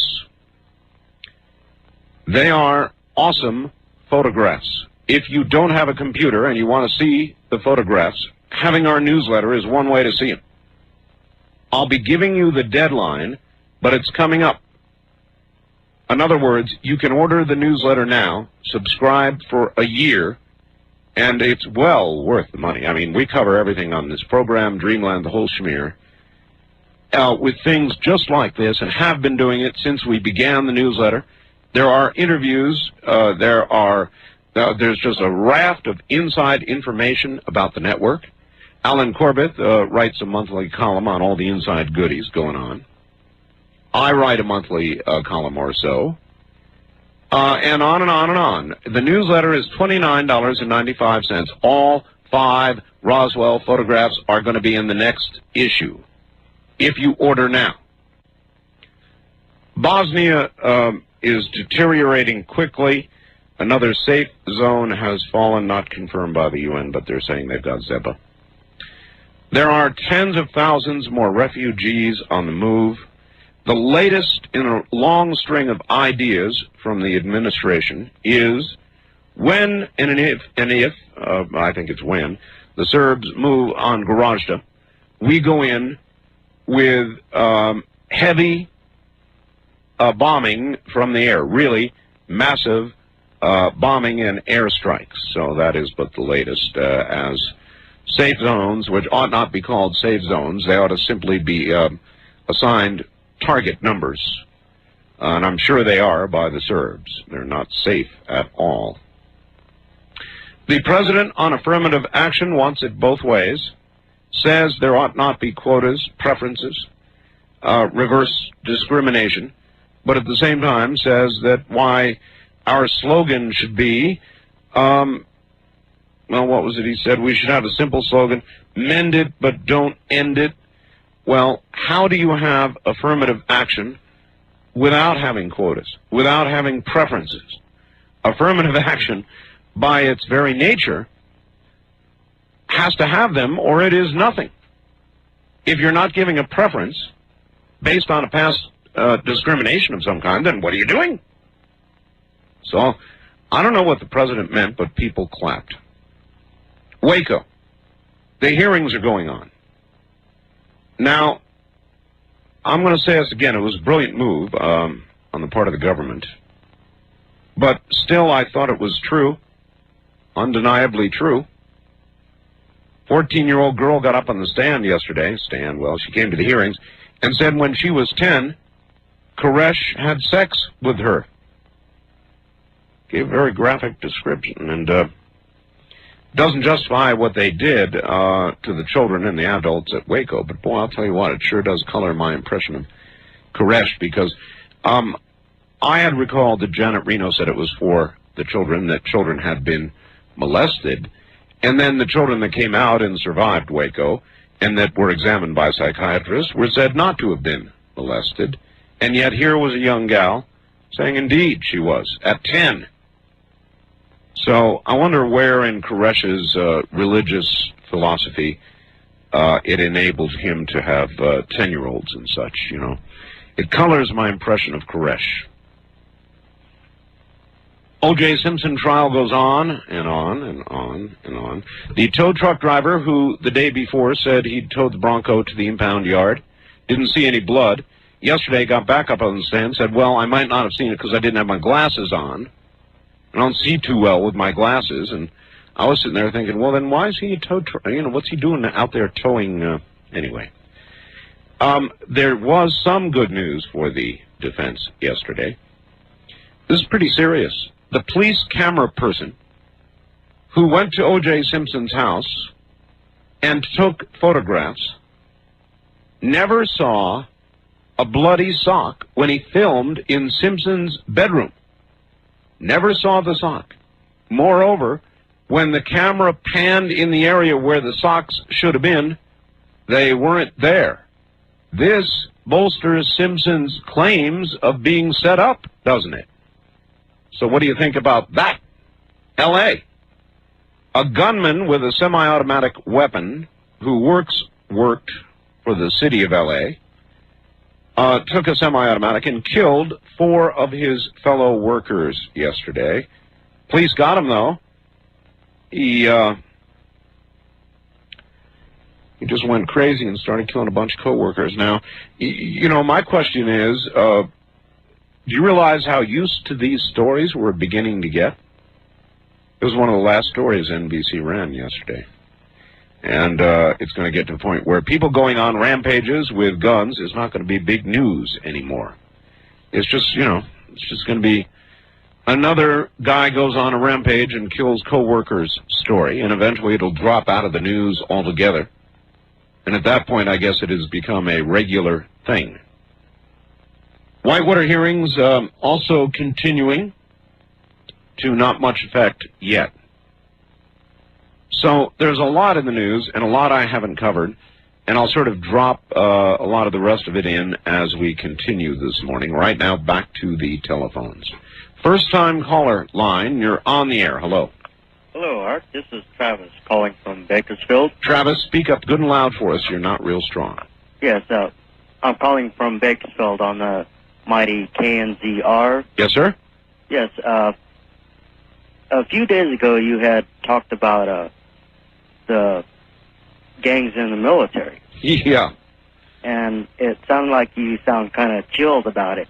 Chilled about it is right. I was in the military. How a gang member could get through basic training and tech school and get on an aircraft carrier and start to stake out turf on an aircraft carrier is a little bit of a stretch, but I guess it's occurring. Yes, well, I've got a little bit more news for you that might chill you a little bit more. Great. What? I knew about this 10 years ago. You did? Yes. How? I was in the military. And you saw gangs? Yes. Gang members? Gang activity on base. On base? Yes. This was in Long Beach. Yeah, really? I don't know why I'm laughing. I mean, it's just so incredible. The Bloods, the Crips in the Navy, the Marines. We got some Marine Crips, do we? Yes. I find that almost impossible to believe. I appreciate your call, and I guess I shouldn't doubt it, because God knows anything is possible these days. But I just, I know about the Marine Corps, and it seems impossible to believe. I suppose it could occur maybe out at sea, maybe on an aircraft carrier. But even there, even there I can't imagine it. Gangs in the military. Gangs in the military. Well, at least they'll be trained well, huh? East of the Rockies, you're on the air. Good morning. Good morning, Art. This is Joe from Niles. Hi, Joe from Niles. What's going on? Well, the reason why I called you, I heard the most disturbing news on the radio on the news break. That Susan Smith trial. Yes, uh-huh. They wouldn't even show the pictures to the jury when they were taking the car out of the lake, and one of the little baby's hand was on the window. It made me sick. The way I feel, they should give her the same kind of death. Death, huh? Put her in the back of the car. Joe? Strap her in. And Joe? Yep. Joe? Do you think that when she committed that crime, she was crazy? Yes. You do? So then you are in favor of executing crazy people. Well, no, really. You're not?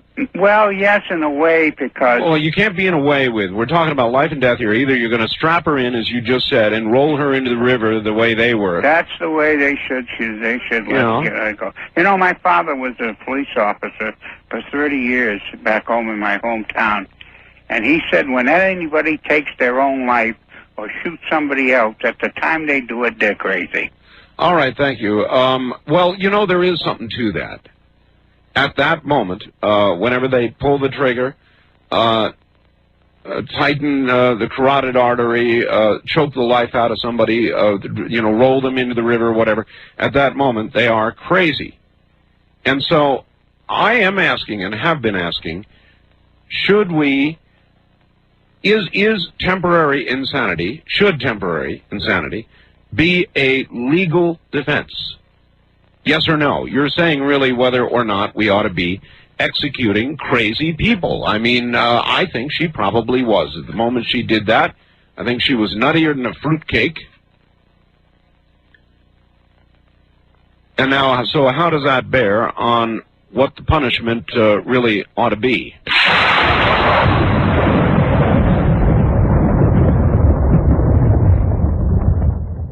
West of the Rockies, you're on the air. Good morning.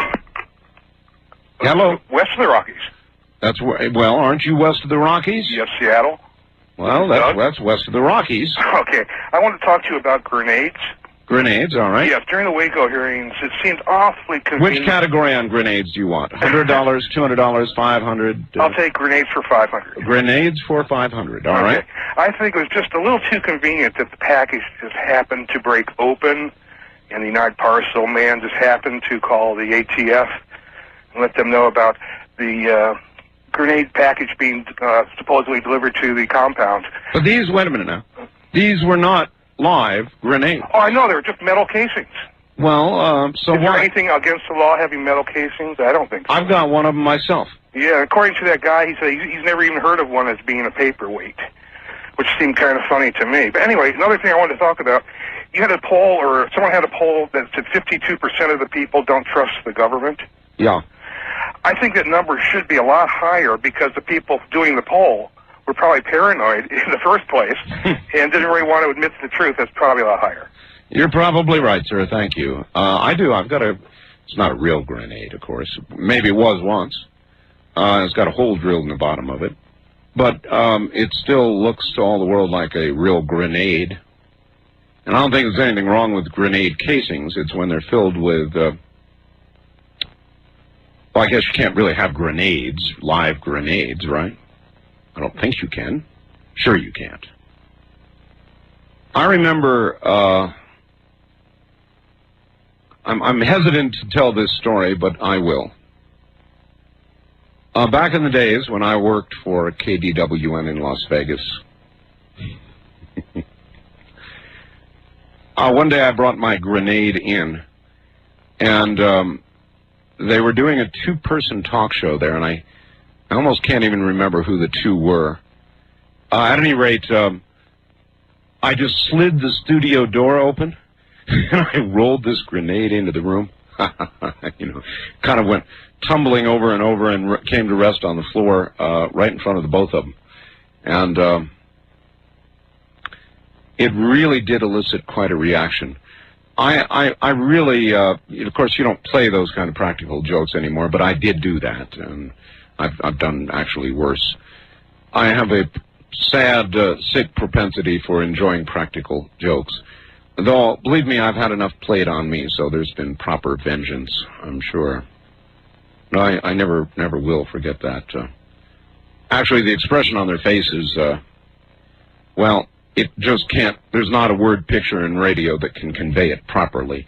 But when you're a talk show host and you see a grenade rolling across your floor, it was really pretty dirty tricky. Wildcard line, you're on the air. Hi. Charlie, liberal in California. Yeah. First of all, I want to congratulate Bill Clinton on making the correct decision on affirmative action. I know there's a lot of idiots out there who don't realize that we still do need affirmative action. And again, maybe you can explain what he didn't seem to be able to, Charles, and that is, how do you say no quotas, no special privilege, but we're going to keep affirmative action? What is affirmative action, Charles? Because affirmative action is basically goals. They're not specific numbers. Well, so you mean there are goals that may not be enforced in any way whatsoever, correct? Well, I think that's true to an extent, but I think here's what the problem is. There is still racism out there. The problem, Charles, is that the president's position means don't understand that concept. I know that's over your head. Yeah. I know that your basic concept of justice means just that, just us right-wing white people. Really? But the bottom line is this: if there is racism out there, then certainly people who are applying for jobs, we certainly should be able to open some doors so those people can get through. And how do we do that? Hello? How do we do that? I think we do that by keeping the doors of education open, that Republicans, extremist Republicans like yourself, want to close by cutting education. And I think we do that by certainly opening some doors to some federal contracts. Again, wait a minute. Oh, but wait a minute now. That's a quota, if not a preference. I love it when you bring your voice up a few octaves. That means you're trying to make a weird conservative point. Really? You mean it's an untruth? You mean that to give a preference is not to give a preference? Look, let me tell you. Congratulations, you're making every bit as much sense as the president did yesterday. Let me tell you something. There are thousands and thousands of companies out there. Most of them are white. There are very few minority companies. Certainly, we can open a door. We can open some doors for some minority companies, and we can say, "Hey, we have room for them." I do not understand why you guys want absolutely everything in this country. Charles, do you hear that music? What about it? I have a break coming up now. I might be tempted to let you debate somebody on this, because you're so obnoxiously if you can incorrect. find somebody intelligent enough, that might be kind of difficult. Hold on. Stay right where you are. Any intelligent folk who would like to debate the man who, like the president, makes no sense at all on this, come now. We'll do it after the break. You're listening to Art Bell, Somewhere in Time. Tonight featuring a replay of Coast to Coast AM from July 19th, 1995.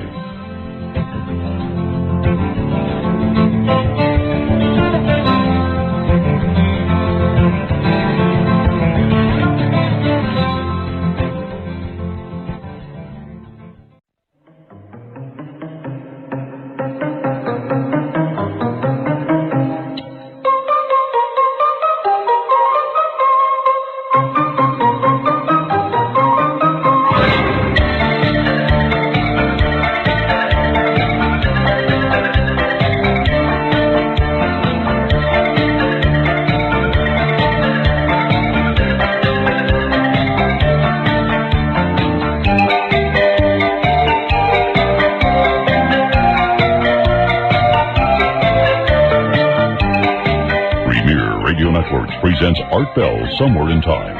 Tonight's program originally aired July 19th, 1995. At 192 affiliates, adding WAZL Hazleton, Pennsylvania, and KIOV in Payette, Indiana.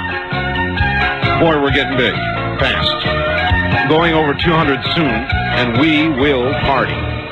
At 200, we will party. All right, I said it was coming. It was inevitable. Here it is. Sir Charles the Ridiculous is prepared to defend the president's position on affirmative action. It's really interesting. I just don't understand how you have it without having it. But if ever there was a president adept at having his cake and eating it too, it is Bill Clinton. So let's, I can't remember who's where. Who's on this? Oh, I can tell. Charlie, yeah, I can tell. Actually, your breathing gives you away, Charles. I'm sorry. You're a mouth breather. All right. Here's DJ in Phoenix. Subject affirmative action, and the president had to say about subject in general. DJ in Phoenix, meet Charles the infamous. Yeah. DJ, go right ahead. Well, good evening to you, Charlie, and I'll make you a deal right up front. If you don't call me any names, I won't call you any names. Well, he can't cut a deal like that. The word is don't act like any names, and you won't have any problems. DJ, speak up good and loud, or you're going to get buried by this guy. Oh, okay. All right. So why should we keep affirmative action, Charlie? We should keep affirmative action because we still need affirmative action. We still need protection for minority groups. We still have racism in this country. And the problem is that we don't know where that racism is. And when you have minorities generally having to go to the white power structure and ask them for jobs, we need to make sure that those people have equal ground to compete. And affirmative action is a way of doing that. Don't we have minority representation in the Congress? Don't we have minority representation in the Senate? You can say we have some. Don't we have minorities in the presidential cabinet? Actually, that's not as true as it used to be, thanks to that Supreme Court ruling. And this president isn't doing his job for the minorities, is he? You asked the question. The problem is that when a black person is going to qualify, say, as a police officer, or a black company wants to get a certain contract, that company generally, or that black person generally, has to go to a white person and ask that white person for a job. Now, if that let me make my point. If that white person happens to dislike black people, have a cousin who happens to be a buddy of his that he wants to push up a couple notches, and guess what? That minority person is not going to get that position. Well, guess what, Charlie? It happens to white people, too. It happens to Asian people. It happens to black people. It happens to Hispanic people. And it's not. I'm sure it's happened to you before. It's called nepotism, not racism. Whatever the hell it's called, we have to protect certain people in this society. Why do they deserve preferential treatment over anyone else? Aren't all men created equal? Why? This is what I don't understand about. According to the Constitution of the United States of America, all men are created equal. That's true. Regardless of their color. It's true. Why does anyone deserve or need preferential treatment, Charlie? There happens to be Explain to me why someone needs preferential treatment. There happens to be something called bigotry that still exists in the society. It has always been there, and it will always be there. Those people are wrong, whether they know it or not, and it doesn't make any difference. Less than it was, say, 30 years ago. You agree with that? I got news for you, Charlie. There is no law against racism. There is a law against racism. You don't think there's a law against race? I'll tell you what. You buy an apartment complex and write no Spics or Spaniards allowed, and see how fast before you get your butt sued if you don't think there's a law against racism. Discrimination, Charlie. That's not racism. Well, discrimination is a result of racism. Racism is a thought. It is an idea. Oh, the idea. Once you start putting that idea in motion, any laws against racism, you can only enforce laws against the result of racism. People's opportunity. That's where I have a problem with it, and we have to do something about it. We cannot allow skilled people not to get positions that they are generally qualified for. Why do we have to do anything about it? You know, this is what I love about you. This is what I love about you, right-wing knuckleheads. I love this. No. Now you're going with me. I love this part about when somebody else is being denied their rights, when somebody else can't get a job because of their color. All of a sudden, you guys scream, "Oh, we shouldn't do anything about that," because basically your philosophy is this: as long as I'm protected, as long as my rights are protected, I don't give a damn about the person who might be a couple notches down on the economic ladder, or somebody else. I only care about my own side. Nobody promised everything would be hunky-dory and peachy keen. No, you have the right to pursue happiness. No one guaranteed happiness. They guaranteed you the right to pursue it. And if you don't make it, that's your tough luck. Let me tell you what our society did promise. It did promise that you're not going to be denied a job because of the color of your skin. It is wrong in this society, and we still need to do something about it. You guys might want to turn your back on racism and let people be denied jobs because of the color of their skin, but we're not going to do it. We believe that everybody in society should have an opportunity, not just certain people. Then what about the people that do not get those jobs because of the color of their skin that happens to be opposite of that which is favored by affirmative action? What about those people's rights, Charlie? Why don't you want to champion rights? Champion their rights too. All men are created Why equal. don't you name one segment in American society where the minorities outnumber the white people in that segment, and I'd be glad to address it. If you look at someone happens to be less than 50% does not qualify them for a minority status. If you look at every single law enforcement agency, and I've done this in Southern California, you will find a person of color in every single one. The majority of people at the power structure, and most of the supervisors are white men. I took a fireman's test about 4 years ago. I didn't even talk to I wasn't interviewed by a black person. I didn't see a black person. Maybe you were there on the wrong day, Charlie. Did you go back and find out if there was anyone in that position that happened to be out sick that day? I'm just dealing with something Did you even bother to find out? I'm just dealing with something that you conservatives don't know a damn thing about. What, hypotheticalism? The reality is this. White people generally control this society, which is fine. There's more white people than black people. Fine. Is it fine? Now all of a sudden it's fine, is it? Having said that, a black person who is going out to get a job should not be in fear that he's not going to get that job because of the color of his skin. And why should a white person go out and be in fear that they are not going to get that job because of the color of their skin? Let me tell you something. I don't care what the color of someone's skin is. That's not the issue. That's good for you. Unfortunately, there are a lot of people in society that do. How do you know what's good for me, Charlie? You have no idea what color my skin is. I don't give a damn what color your skin is, but unfortunately, there are a lot of people in society that do. That's what the problem is. As soon as we get rid of racism in society, we won't need to protect people on that level. You will never get rid of racism, Charlie, because racism is an idea. Well, then it's a thought process. All you can do is try to educate people. There are a lot of people. And the only thing that you are doing is digging your own affirmative action grave because you are really angering those racists out there that really believe in their hardcore heart. This is what I don't like about you conservatives. You're really angering those racists out there. I don't give a damn if I anger some damn racist out there. You hear me, racists out there? I could care less if you're angry at me. If you deny a person a job because of the color of your skin, you are wrong. And we're not going to sit down and let you do that. As much as I hate to admit that I agree with you, Charlie, on that particular point, I do agree with you. However, under the eyes of the law, if you break the law, you go to jail. It doesn't matter what color your skin is. It doesn't matter what income level you have. It doesn't matter what your national origin is. It doesn't even matter what language you speak. You go to jail. That is equal justice.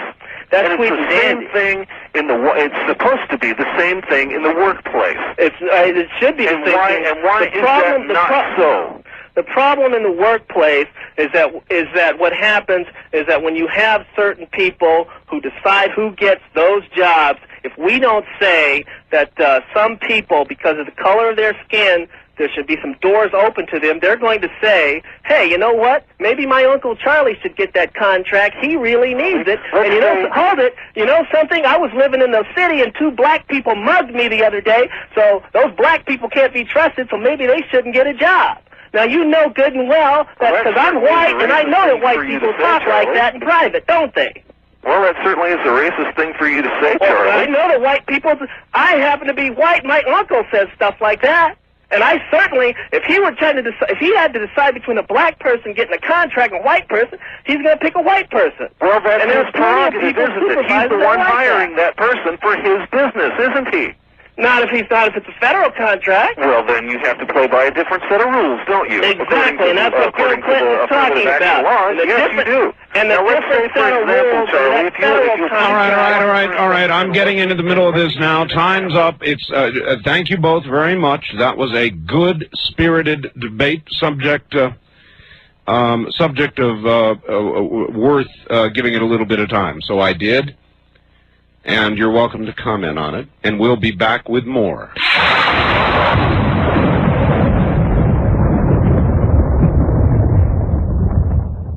Now to another subject. You'll all recall the story of Ghost, my cat. Maybe you all don't recall it, but it was tragic, awful. I had a cat who some total jerk came whizzing by my house where we really don't have stray animals and threw it threw it out of a moving car, and it took refuge under my home. It crawled through a little cinder block hole, and it was kind of like a Roadrunner cartoon for days and days. I tried to catch this cat. I tried to trap it in various ways and means. Wonderful lady in Los Angeles sent me a have-a-heart trap, and finally, without going and describing all the pain I went through, I got Ghost and took Ghost the next day down to the vet to get shots and all that sort of thing so I could make Ghost a pet, give it a home. Turned out it had feline leukemia, as like one of the worst calls I ever got from anybody. Ghost had feline leukemia, and we had to put her down. God, it was sad. Just a cat, I know, but it was really sad. So then I went down to the animal shelter, adopted a cat, which I now have named Shadow. Shadow is the lover of the world, and she crawls up. That's how I found Shadow. She crawled up on me, all the way up me, nestled in my shoulder and started licking my ear, and, you know, so it was like she chose me. It was an obvious choice, and it's worked out well. But the end result of the whole thing was, I said, look, if you got a couple extra bucks, send them off to the Prump Animal Shelter. Because when I was down there, I saw these people were buried, you know. They had no more room for dogs and cats. We are the largest county in Nevada, second or third largest in the whole country. Big county. Big responsibility. A lot of animals, not enough money, not enough people to help, not enough of anything. So I said, if you got a couple bucks in Ghost memory, send it off. This is one of the letters that arrived from those of you that sent in a couple of bucks. Dear friends at the Pahrump Valley Animal Shelter, I am a white kitty with blue eyes. Someone dumped me out on the street a long time ago, and fortunately for me, a nice lady came by, picked me up, took me home with her. At first I was scared, but then I realized I was riding in a nice new Cadillac that was white and had blue leather seats. I knew right then that I had nothing to fear. I was absolutely stunning in that car. My adopting mother drove me to my new home, a rambling ranch-style house perched atop a hill, surrounded by about 3 acres of wonderful property, with all kinds of grass, bushes, trees, pretty flowers, and my very own bubbling fountain in the front yard. This is now my territory to take care of, which I do religiously every day. It's a big job, but I manage it quite well with the help of my friends, the raccoons, foxes, possums, skunks, lizards, little garden snakes, and birds. Oh, lots of birds.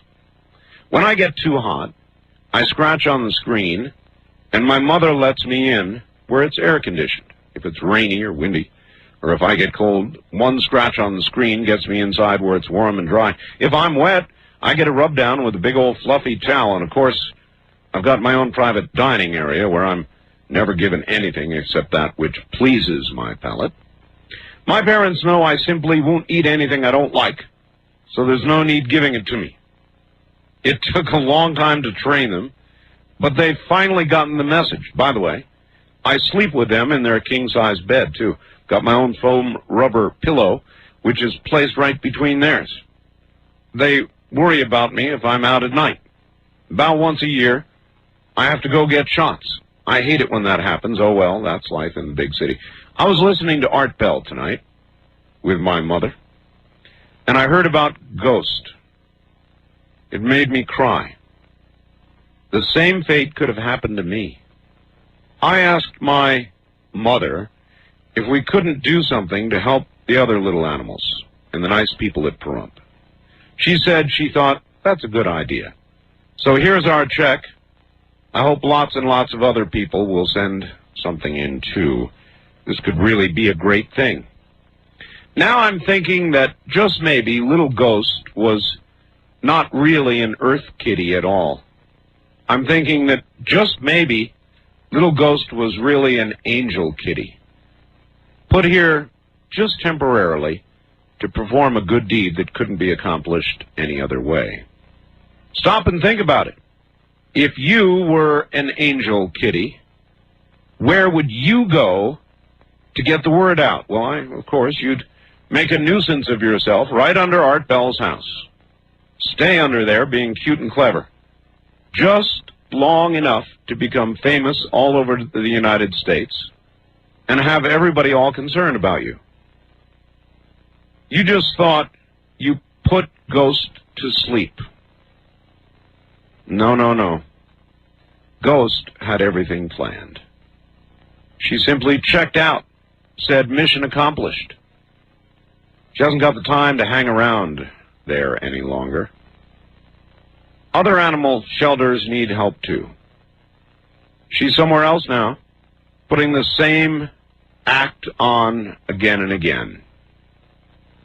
When she gets tired, she'll quit and let someone nice find her and take her home, just like I did.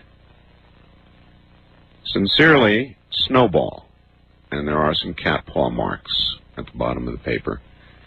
And, you know, I thought that was so touching that I thought it was worth reading on the air. And so there you have it. It's typical. Here's another one, very short. This one very short. Hi. This is from a 92-year-old blind lady who only has $595 a month. She's a darling, happy lady. Listens to radio all night. This pleases her and is like giving herself a birthday present. You might thank her on the radio. Thanks, Judy. So thank you. Thank you all. And I suppose one more time, I will give out the address of the Pahrump Animal Shelter. So, as I said, in the memory of this incredible, it was quite an odyssey, all right, but in the memory of this cat and for others, you might send him a couple bucks. I promise you this, they're going to build a new animal shelter area for cats. And I promise you, when it is built, and it's about to begin, from what you have sent, I will take photographs of it, and I will publish them for you. It is the Pahrump Animal Shelter, Post Office Box 460, that's Post Office Box 460, in Pahrump. Do not laugh at the name of my town. I'm going to spell it for you. It's P-A-H-R-U-M-P, P-A-H-R-U-M-P, Nevada. Zip code 84041. I hope that's right. That was scratched out here. 84041. So, one more time. Anybody who's willing, a couple bucks is just great. To the Pahrump Animal Shelter in memory of Ghost. Post Office Box 460, Pahrump, Nevada. P-A-H-R-U-M-P, zip code, I think, 84041.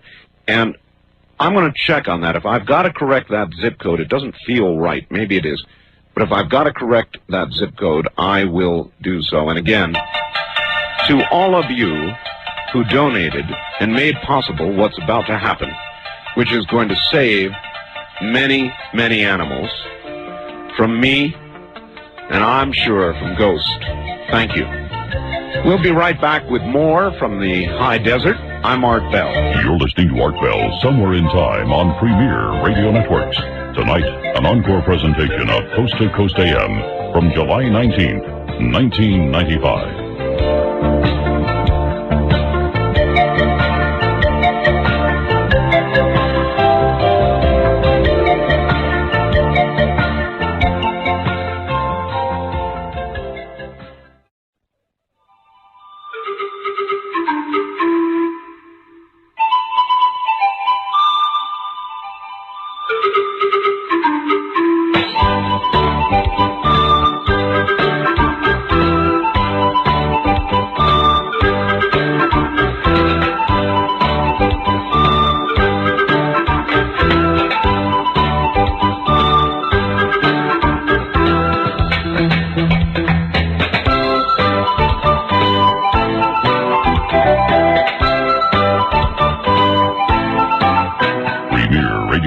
Presents Art Bell, Somewhere in Time. Tonight's program originally aired July 19th, 1995. I'm really stuck on this piece of music. This has happened to me with more Cusco. I hear it, then I hear it again, then about the third time, I get stuck. I love this. I absolutely love this piece of music. God, it's so different. It's so good for the soul. It's just good music.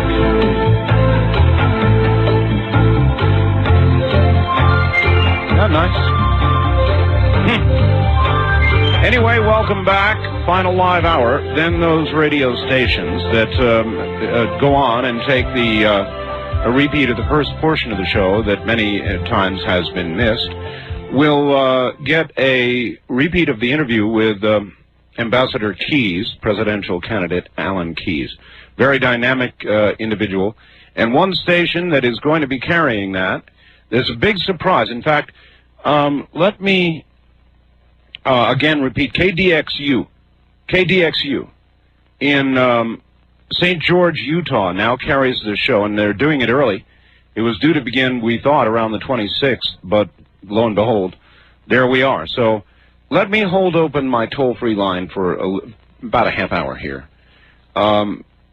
West of the Rockies, for people in or hearing St. George, Utah, 890 on the dial. 890. And so if you are one of the people hearing St. George, Utah on 890, brand new, I don't know, this morning, maybe they were here yesterday, I don't know. Anyway, they're here. So if you're listening on KDXU, 890 on the dial, from St. George, Utah, big signal, give us a call at 1-800-618-8255. Everybody else, please hold off and let the listeners of KDXU get through. The number again, 1-800-618-8255. We'll find out when we came on there. Maybe it was just tonight. I mean, who knows? East of the Rockies, you're on the air. Good morning. Yes. Where are you, sir? I'm in Montana. Montana. Oh, okay. And I believe in re-embodiment and mercy and justice. And I like to talk about the Smith murders. I think that in any case, anybody who's impaired by being insane on a permanent or temporary basis is still responsible for their actions. Well, that's the argument, of course, are they? And, well, they... Have you ever... well, let me stop you. Have you ever been crazy? Have I ever been crazy? Yeah. Probably in another embodiment, I have been. No, forget other embodiments. I'm talking about this one. Has there ever been... You mean angry enough to do something? I mean utterly, totally out of damn control. Have you ever been in that state? Out of control? No, not this embodiment. Well, I have. Uh-huh. And I think most people have. You mean where you would actually... Where you're absolutely not responsible for what you do. I mean, you're just nuts. Okay. I don't know what you've done when you were in that state, so it's a little hard to respond to your comment about it. Well, it's not... I'm not asking... it's not a matter of what was done. Uh-huh. It's a matter of that loss of control. I'm just asking you, have you ever been to that state, that kind of loss of total control? And you said no. That's not fair in this embodiment I have. I've gotten really, really angry. Yeah. But look, I admit it. There have been a couple of times in my life I flat lost it. And so I'm thoughtful on the matter. In other words, because I can remember at those times I probably could have killed. I probably could have done anything. I probably could have committed suicide. I lost it about twice. And I think it's happened to a lot of people. And so I agree. I think that has happened, to a lot of people. But that's not a defense. I don't think so, no. I think that when it comes down to the bottom line, you're responsible for your actions, even if you're permanently insane. Crazy, And the reason I say that is because if you're really insane on a permanent or a temporary basis, you're still responsible for putting yourself in that situation. Now, I know people are going to argue, well, what if you were abused and so on and so on and so on. Yeah. But perhaps people that were abused, in fact, were abusers in other embodiments, and that's their lesson learning. Well, I'd rather talk about present embodiments. Yeah, I understand. No problem. I can do that. So, okay, then, by extension, you support execution of those people. Exactly. And, the thing is, if you believe they have the opportunity to come back, that means they can come back with a clean slate. Well, okay, we were going to stick thank you with this embodiment, thank you. So maybe next time they'll be back. I don't care about next time or last time. Right now we're discussing this time, this body, this life, you know. West of the Rockies, actually on my KDXU line, you're on the air. Hello. Good evening. This is Big Daddy. I'm in Ivins, Utah. Ivins, Utah? Yeah, right next to St. George. Well, then, in that case, maybe you can tell me, when did we start showing up on 890?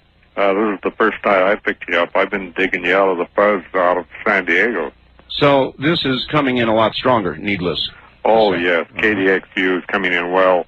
I couldn't get you on KDON very well. It was in and out from this location. Oh, KDXU, listen, Utah is a very difficult area. We have an affiliate, of course, in Salt Lake and some others, but St. George was a big old empty spot, and boy, does it get filled by KDXU. I'll say on the Waco testimony today, yes, the young lady testimony was quite riveting. However, under what provision does alcohol, tobacco, and firearms have anything to do with sexual cases in the state? Well, technically they don't. In fact, even the FBI wouldn't, unless a minor had been carried across state lines. The involvement of the ATF and the FBI and the military was justified by federal weapons alleged violations. It was justified by alleged drug activity. There was a report, accurate or not, of a methamphetamine lab possibly being there. I never saw any methamphetamine, did you? But that got the military involved. That's why you're able to go around posse comitatus and get the military involved. So there you go. West of the Rockies, you're on the air. Hello. Hello there. Hi. Hi. Is this Art? Yes. Okay. Hey, we're over here in Carmel, California. This is George. Hi, George. Right next to Monterey, right on the coast, and I'm getting 890. Oh, you are? Yeah. So then there's signal. Now, I don't know when it came on, but we're getting it. Well, I don't know when it came on either. I'm always surprised by these things. I mean, I knew it was coming like on the 26th. It was planned for, but we're there early. So I've been listening to you for about 7 or 8 years, first time I called you. But here's something that you might want to think about. All right. And that has to do with the militias that were organized in the wheat-growing country about 20 years ago. Mm-hmm. When the sheriffs was trying to foreclose on homes. Yes, uh-huh. It was the standard middle-class guy raising a family, trying to get his kids to college. Sure. And a lot of it happened because there was a Cold War with Russia. And the federal government put up a lot of money to subsidize these people so that we could sell wheat to Russia to have them dependent upon this country for their food supply. And the consequence was that some of these people overspent, which is a normal human characteristic when you have good times and wheat went to $5 a bushel, and no one ever thought it'd ever go that high. Mm-hmm. And so when the subsidies were taken off, the heavy loans and mortgage against the farm tried to be foreclosed, and the sheriff would come out to try to collect the property and all the farmers. So what was the result of this? I mean, was there a gigantic clash? No, I don't know. Were farms protected from foreclosure by the militias? How did it all end up? Well, they tried to scare the sheriff off, and I can't give you the final detail, but I do know that that was an origin of some of the militias. All right, sir. Thank you. I'll tell you something else, too. There are areas now where militias are very predominant, where the sheriff and local law enforcement people are frightened to have to deliver some sort of legal paper, where, in fact, they will not. So that sort of begins to establish a kind of a, what? Sort of a little, little areas of kingdoms within the country, little armed camps that actually are able to prevent what otherwise would be a legal service, because everybody knows they got a whole bunch of guns there and they're probably willing to use them. Sure, it'd probably cause anybody, sheriff or otherwise, to think twice, I would think. West of the Rockies, you're on the air. Hi. Yes, Art, how you doing? This is JR from Chico, California. Chico, California. Well, that's KPAY country. Yes, and I went over to the band for that radio station in Utah, and lo and behold, it was there. Yeah, it was there. It's kind of a minor cheat to do it that way, but it's I believe, as we say, within the boundary of the law. Well, it's yes, it is, but boy, I'll tell you, it's gray area. All right, so anyway, what's on your mind? I want to talk about this 14-year-old girl and her situation of making the accusation against David Koresh. Yes, To my knowledge, and I'd like to put this out to you, there was absolutely no evidence that this ever happened, correct? In other words, they didn't have, i.e., semen samples or pictures or that. No. It's just her evidence, correct? That's right. Yeah. We're entering into an area where if I said over the air, excuse me, Mr. Art Bell, I'm bringing you to court because you sexually molested me, what weight would that have? Well, I doubt that it would get to court, because in order to make that accusation, you would have to go to the police, then ultimately the district attorney, who would bring charges against me if there was sufficient evidence. If not, it would never get to court. But so we're not discussing a court matter here. You bet, but somehow, because this girl is making an accusation, that's all it is. Is now somehow it's validated that Koresh molested children. Well, only insofar as people are willing to believe what she said. Yeah, but I think you said that. I said that her testimony affected the way I thought about Koresh. And it did. Well, see, that's exactly my point, is you have to have a discipline not to think like that. Because no, you don't. Well, yes, you do. Well, no, here's the reason why. No, you don't, though. Well, I'm allowed to think anything. I'm allowed to think anything I want. I didn't come on the air and say, David Koresh is obviously guilty of child molestation because of what she said. I never said that. You said that it influenced my opinion of David Koresh, and that's correct. I stand by that. Exactly. And what I'm saying is that we have to be disciplined against that. And the reason is... No, but sir, no, we don't, and I don't want to listen to the reason. There is no reason. I'm allowed to think that. And I am thinking that. That doesn't mean that I think Koresh necessarily absolutely did it. Or, boy, did she ever convict him of child molestation. I didn't say that either. I said I tended to believe what she said.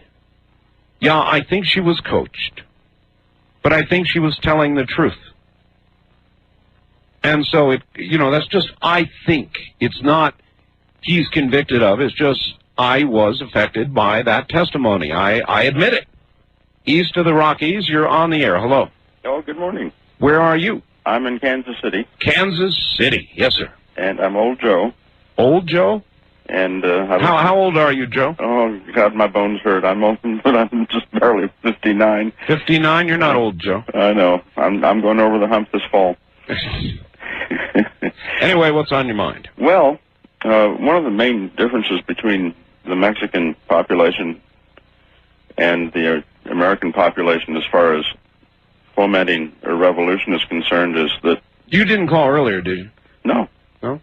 Sounds like an extension of my earlier call. And so the difference is? The difference is that we're not disarmed yet. Well, that's true.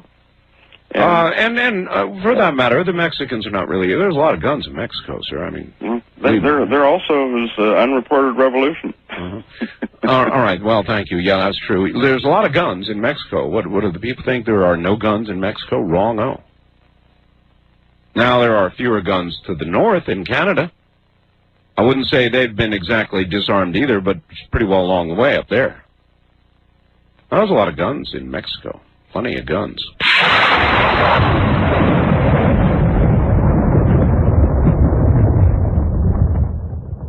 West of the Rockies, you're on the air. Hello. Yeah, are you still holding this for KDXU listeners? Yes, I am. I'm calling from near Santa Rosa, California, where you also have a station, but I was just checking to pick it up, and sure enough, it's there. Well, look, thanks for the report, and if you have something quick to say, go ahead, but I was really I guess I was hoping to get mainly people up there in Utah hearing it for the first time, and of course, there you are at one of our regular affiliates. Yeah, well, I pick you up on about 12 or 13 different stations from here. Yeah, I have an old ATS 803 that I use. Hey, that's a great radio. Yeah, it is. Well, all right, sir. Thank you very much. I appreciate the call, but that kind of escapes slightly the spirit of what I'm saying here. I'll do this till the bottom of the hour. Take people listening to KDXU, just sort of celebrating the fact that they're there. On my KDXU line, you're on the air. Hi, Art. Okay, turn your radio off. Oh, it's going off. Number one, turn the radio off. I just was listening to your conversation. I know you're trying to get Utah, but I just wanted to say... No. See, you're cheating. That's cheating. See, I'm holding the line open for KDXU. On my KDXU line, you're on the air. Are you there? No, east of the Rockies, you're on the air. Good morning. Sir, out of Nye. Good morning. This is Sky. New Orleans, yes. Yes, sir. Boy, Charlie Wilbur had me laughing earlier. I tell you. That was a good one, wasn't it? Who was that guy in Phoenix? DJ. DJ, this is for you. I commend you. You were fantastic.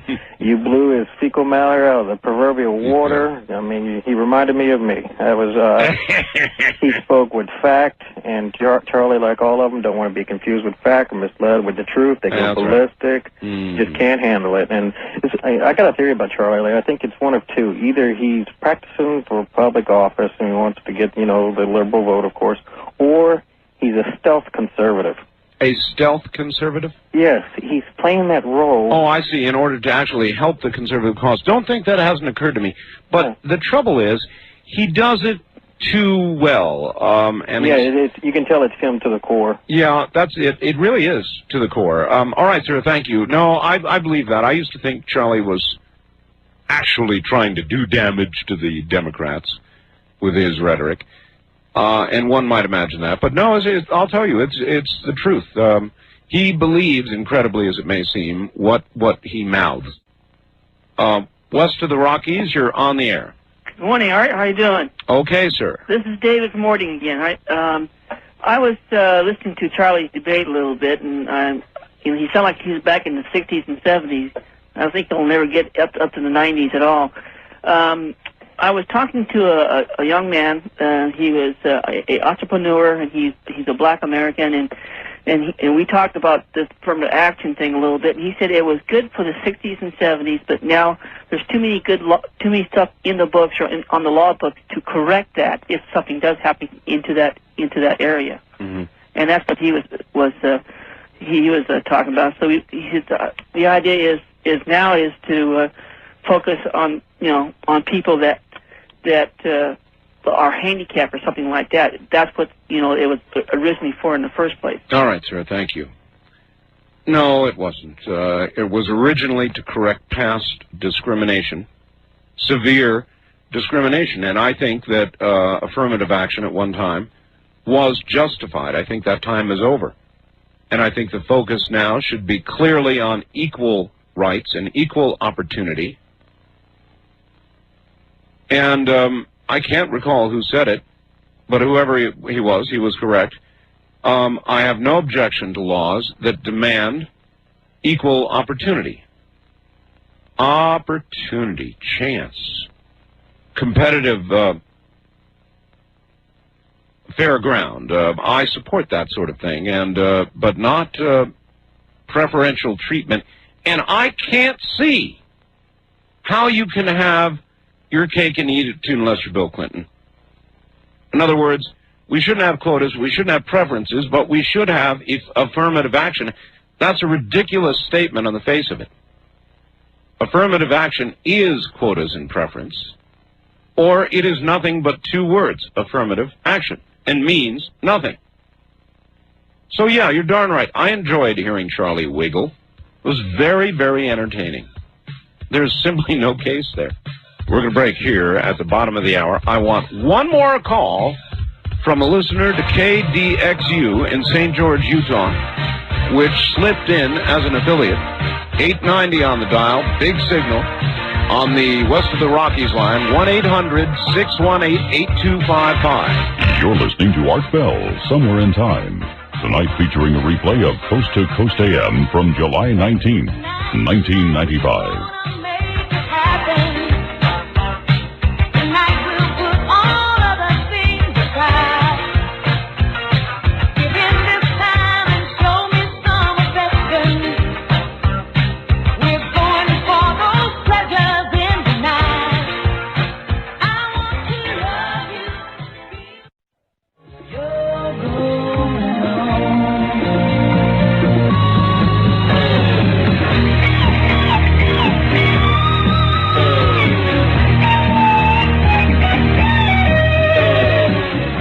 Listening to Art Bell, Somewhere in Time on Premier Radio Networks.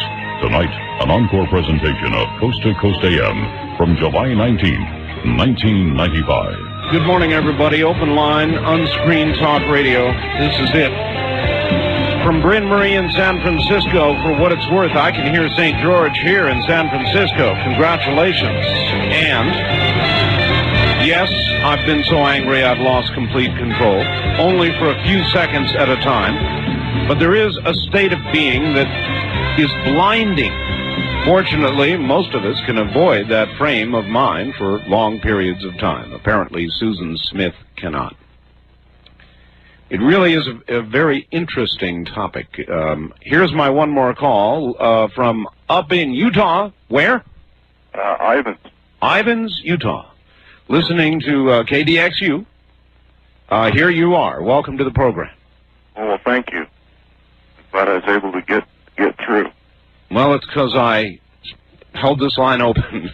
So you're the last one who's made it through without competition from the rest of the West. But I wanted to celebrate, the news station. Okay. Well, you have a good talk radio station going on. Your signal's loud and clear. Oh, I'll bet it is. They're running 10,000 watts on 890, and that gets around. Yeah, it sure does. What do you do for fun in Ivans?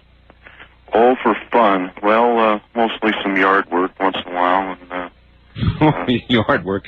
Yeah. Actually, it's funny. As you get older, yard work actually does get to be fun, and that's how you know you're getting older. Because when you were younger, oh man, we're talking serious drudgery here.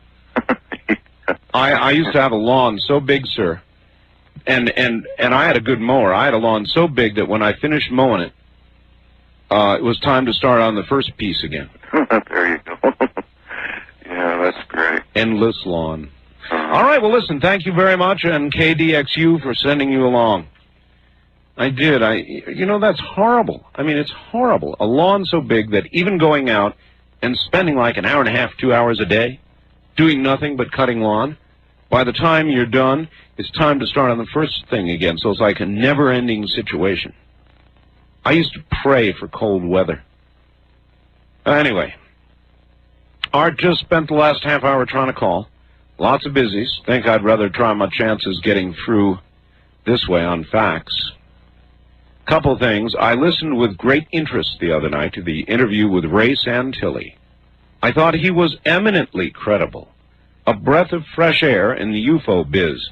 With regard to that, and also Mr. Hoagland, since there are so many conspiracy theorists and so many theories, I wonder how you sort through it all and decide what you think is credible. No, that's a really good question.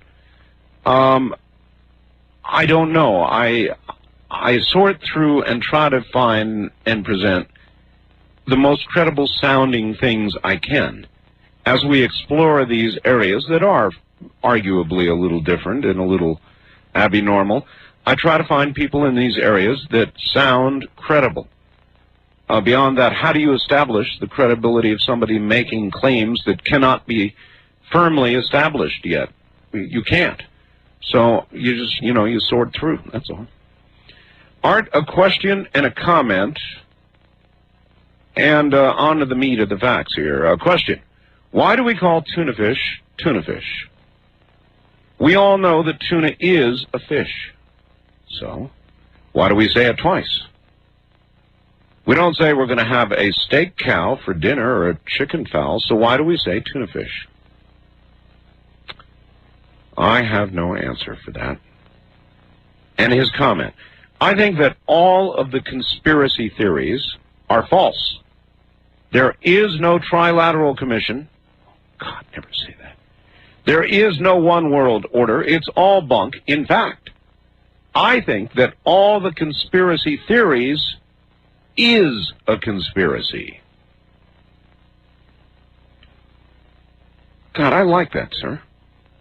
And I like your comment on tuna as well. And that comes from Rick in the Dalles, Oregon. I think it's the Dalles. Isn't that the way they say it?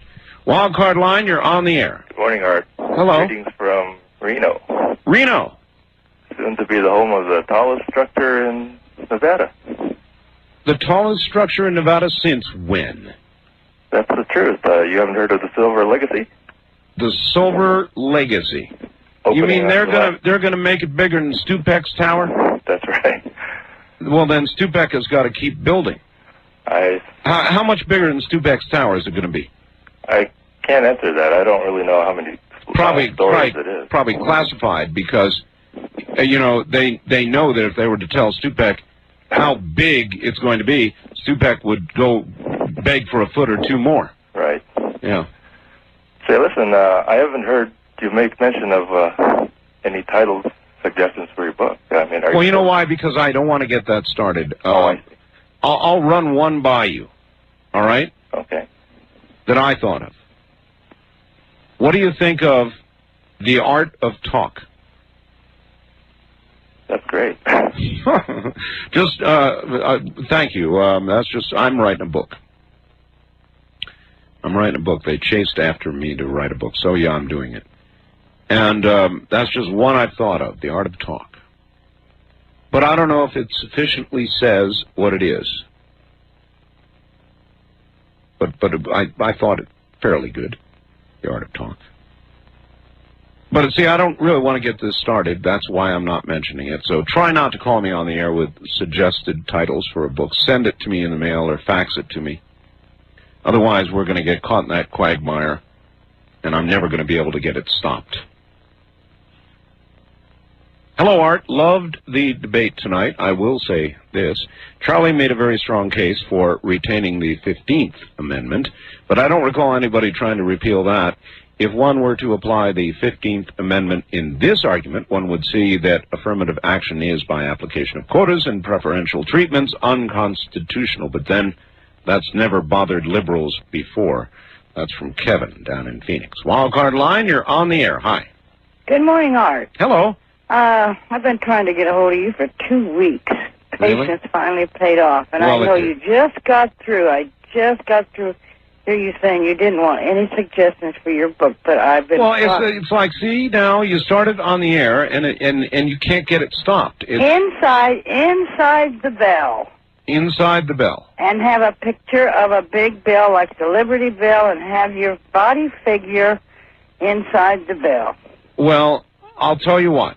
There's already an artist that we have who is going to do our book cover, and I'll tell you a little story about that. I've got this artist used to live in Tennessee, and he sent me as a present a work of art that he did. I mean, it was really so very good. I framed it. It's been hanging on my wall in my living room for some time now. It was tremendous. I can't describe it. I wouldn't do it justice, but suffice to say, this man has now moved to Las Vegas, and we talked the other day, and I again thanked him for this wonderful work of art. He's a commercial artist, and I told him about the book, and I said, you know, would you like to design a cover for the book? And he said, well, heck yeah. So he's going to design the cover for the book. Mm-hmm. And that's how it's going to happen. Oh, can I say one more thing? Absolutely. It's on your commercial on Cusco. Yes. I had bought the one record, Paramount 2, for myself and my grandson for graduation. Yes. I wanted to get him the both of them. Right. So I called up to find out, the price, and they said it was $29.95. Plus they charge you for the shipping and handling, and that cost me more than it does to buy them here in Fresno. For CDs, though. You're buying CDs, CDs, right? yeah. Uh-huh. And I can get the CDs for $15.95 plus tax, and then by the time you pay the shipping and handling for the pair off the special you're running, it costs more. Well, that shouldn't be. And, I know. I wanted to let you know about that. Well, thank you. Because you said there was tremendous savings, and there isn't. It costs you $2 more. Maybe it depends on the store. Maybe. All right, thank you. Okay, Art. See you later. I guess that's over an average. Maybe there are some people that cut rate everything. So that could be. Well, do as you will. I think getting it directly from the record label is kind of nice. And I think that you can only go by averages, and I think when in fact, they do say that in the ad, on average, over the stores. East of the Rockies, you're on the air. Hi. Yes, Art. I was wanting to know if I could come in on one thing about the O.J. Simpson trial. Sure. Where are you? Owensboro, Kentucky. Okay. The thing about it is that I had a problem with is when they had the videographer on there or the photographer on there. Yes. Shooting the camcorder. Yes. That was pretty late in the afternoon, and wouldn't you think Dennis Fung had been through there and everything? Just one thing to bring up to the viewers and might want to think about it for today before they start watching it. Well, it's possible, and if it's the case, then the prosecution is going to have to go back and obviously introduce testimony to demonstrate why those socks weren't there. I personally believe the defense team's kind of getting slammed around, really.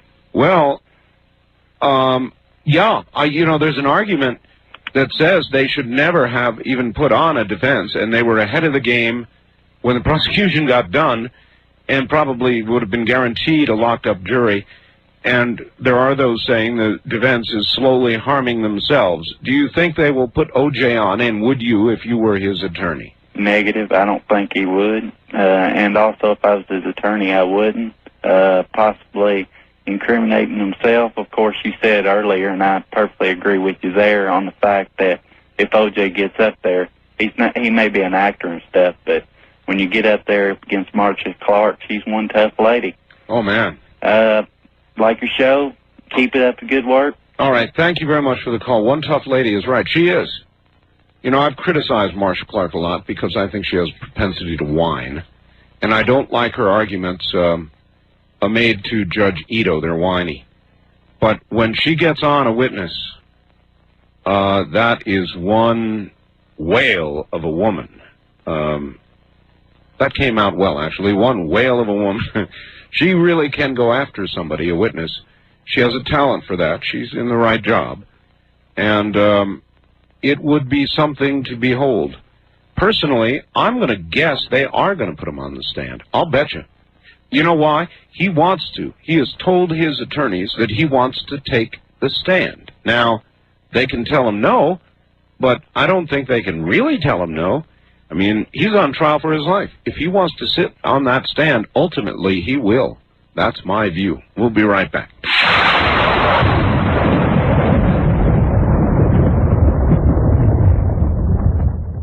Wildcard line, you're on the air. Back to the topic of that 14-year-old girl at the Waco trial. Yes. I believe, like your other caller, that her testimony was false. It was as though she was reading a well-typed script. Well, I'm sure she was. I'm sure, sir, she was coached for her testimony. That does not necessarily make the story false because she was coached. It looked as though she was either bribed or threatened to give that testimony. Just watching her face and listening to her voice, it just did not look like it was something which had happened to her. Well, that's a fair assessment, and yours. I don't know if I agree with it. Thank you. Bye. Thank you, sir. And, I don't know if I agree with that or not. It seems to me the probability of a little 14-year-old talking about a rape at 10. I'm sure she was coached. Everybody who's going to give congressional testimony nearly is coached one way or the other about what to expect, how to approach it, and so forth and so on. And so would you be if you had to go testify in front of Congress. That doesn't make the story false, nor does it make it true. But while I watched it, it affected me. And it affected the way I think about Koresh. Because I'll say it again, previously, despite what Janet Reno's had to say, the testimony really was that Janet Reno was full of it, and there was not child molestation, that sort of thing going on. Well, maybe there was, and no matter how you look at it, you've got to admit they made some points. Not in justification of going in there with gas and killing everybody. Doesn't justify that, but it justifies concern, if true. East of the Rockies, you're on the air. Hi. Hello, Art. Hello. Hey, is this Art? Yes. Where are you? I'm John, Noble, Oklahoma, USA. Excellent. Hey, how you doing? Fine. I was stationed over at Clark there. I knew you was over there. I was over there from 71, 73. I wonder if you was there about that time period. Well, let me see. Very close. Very close. Very close. Clark Air Base, yes. Yeah. I was working on radios over there, and I was going to ask you if you remember the old R390. Of course. Did you spend more time on Clark or in Angeles City? More time on Clark. Very few times I ever... Well, I didn't venture into the city, huh? Yeah, I tripped in there a few times. Oh, I'll tell you, that was an adventure. GPs were... Boy. I remember there was one guy that got shot in a movie theater down there while I was there, at American. Yeah. And they were having all kinds of problems over there at that time. And, sir, there are always problems in the Philippines. Just wondering about all that, Art. This is the first time I tried to call you, and I'm amazed I got through. Well, I appreciate the call, sir. Thank you. Okay. R390, yeah, of course I remember the R390. Great receiver. West of the Rockies, you're on the air. Hi. Dr. Democrat. Howdy. Good morning, Art. Good morning. I did get your second photograph, Doc. It is going to be in the book. Oh, thank you. I imagine everybody will be impressed. Oh, me too. But anyhow, on this affirmative action, yes. Let's get something straight right away. The Supreme Court did not abolish affirmative action. Okay? What they did is said that quotas is wrong and set-asides are wrong. They didn't throw the baby out with the bathwater, and so Bill Clinton agrees with the Supreme Court, and that's exactly what his speech was about yesterday. Bill Clinton is taking cover behind the Supreme Court, Doc. Why don't you tell it like it is? Well, he's sworn to uphold the law. And so there is a middle ground on affirmative action. It's not cut and dry like you were saying. And the middle ground is this. Yes? That businesses should be encouraged, they should have the spirit, and they should have the goals to do what is right. And that is to hire some minorities that are qualified, because otherwise I know, Doc, you know what that is? That's the 1,000 points of light. Exactly. Yes, that's George Bush's 1,000 points and even of light. Newt Gingrich yesterday said, we better not move too fast on this. Uh-huh. He knows what I know. If you divide this country, if you go back to all this race card stuff again, I don't know if we can survive it. Oh, for heaven's sakes. And anyhow, before I run out of time... We cannot survive equal opportunity. Yes, sir, No, I didn't say that. I'm talking about people are really emotional about this, the minorities. And just keep in mind that America is made up, about 1/3 of America's population is minorities. Mm-hmm. And you get 1/3 of the people angry at society, what's going to happen to our inner cities? Burn a dry issue, believe me. So you're saying they'll burn our cities down? Republicans are trying to divide us. All right, Doc, thanks. Yeah, they'll burn 1,000 points of affirmative action light. Yes, sir. If that's what he was calling for, then that's utterly legitimate. And I have no problem with it at all. But see, I was listening to him, and he seemed to be saying to me that he wanted to change affirmative action, not eliminate it, but change it. Now, if it's utterly voluntary, if the whole thing is voluntary, then we're talking about 1,000 points of affirmative action light. And I have no problem with that at all, none whatsoever. But that just isn't what I heard our president say. And it seems to me that if you retain affirmative action, then you're saying there must be because of the definition of it, there's got to be some sort of preference given, some sort of a quota fulfilled. It inevitably, inexorably leads to that. It must lead to that. So how do you have both? How do you have both?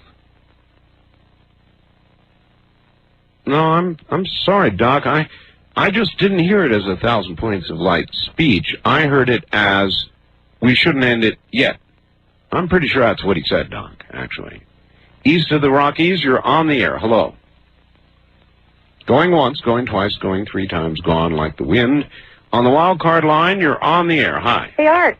Yes. This is Kathy again from Palm Desert. How you doing? I'm fine, Kathy. Great. Took me about 3 hours again to get through to you tonight. Well, I'm glad you made it. Great. Listen, you caught my attention about, what was it, about 40 minutes ago when you were talking to the trucker about some story about putting was it down a hole? Oh, the microphone down the hole. Yeah. What do you know about that? Well, it's somewhere between myth and truth. Maybe there's a germ of truth in it. The Associated Press did run the story. Uh-huh. And because I was doing talk radio the night it ran on AP. Oh, so okay. I heard it. They claimed they lowered this microphone down to the ground, the deepest hole ever drilled, and they heard all this screaming and yelping and human agony and misery and thousands of voices in agony. And that's what I know. Wow. Well, you don't know where the hole was, where the place was? It was somewhere in Scandinavia, some Scandinavian, it was Denmark or it was Sweden or somewhere in there. Uh-huh. Pretty interesting, you know.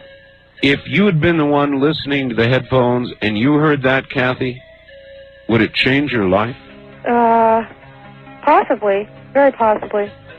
But I don't know, I mean, kind of... Listen, Kath, we're out of time. Show's over, I gotta go and all that. Tell America good night. Good night, America. Good night, America. Thank you. Tomorrow night, same time, same station. Good night.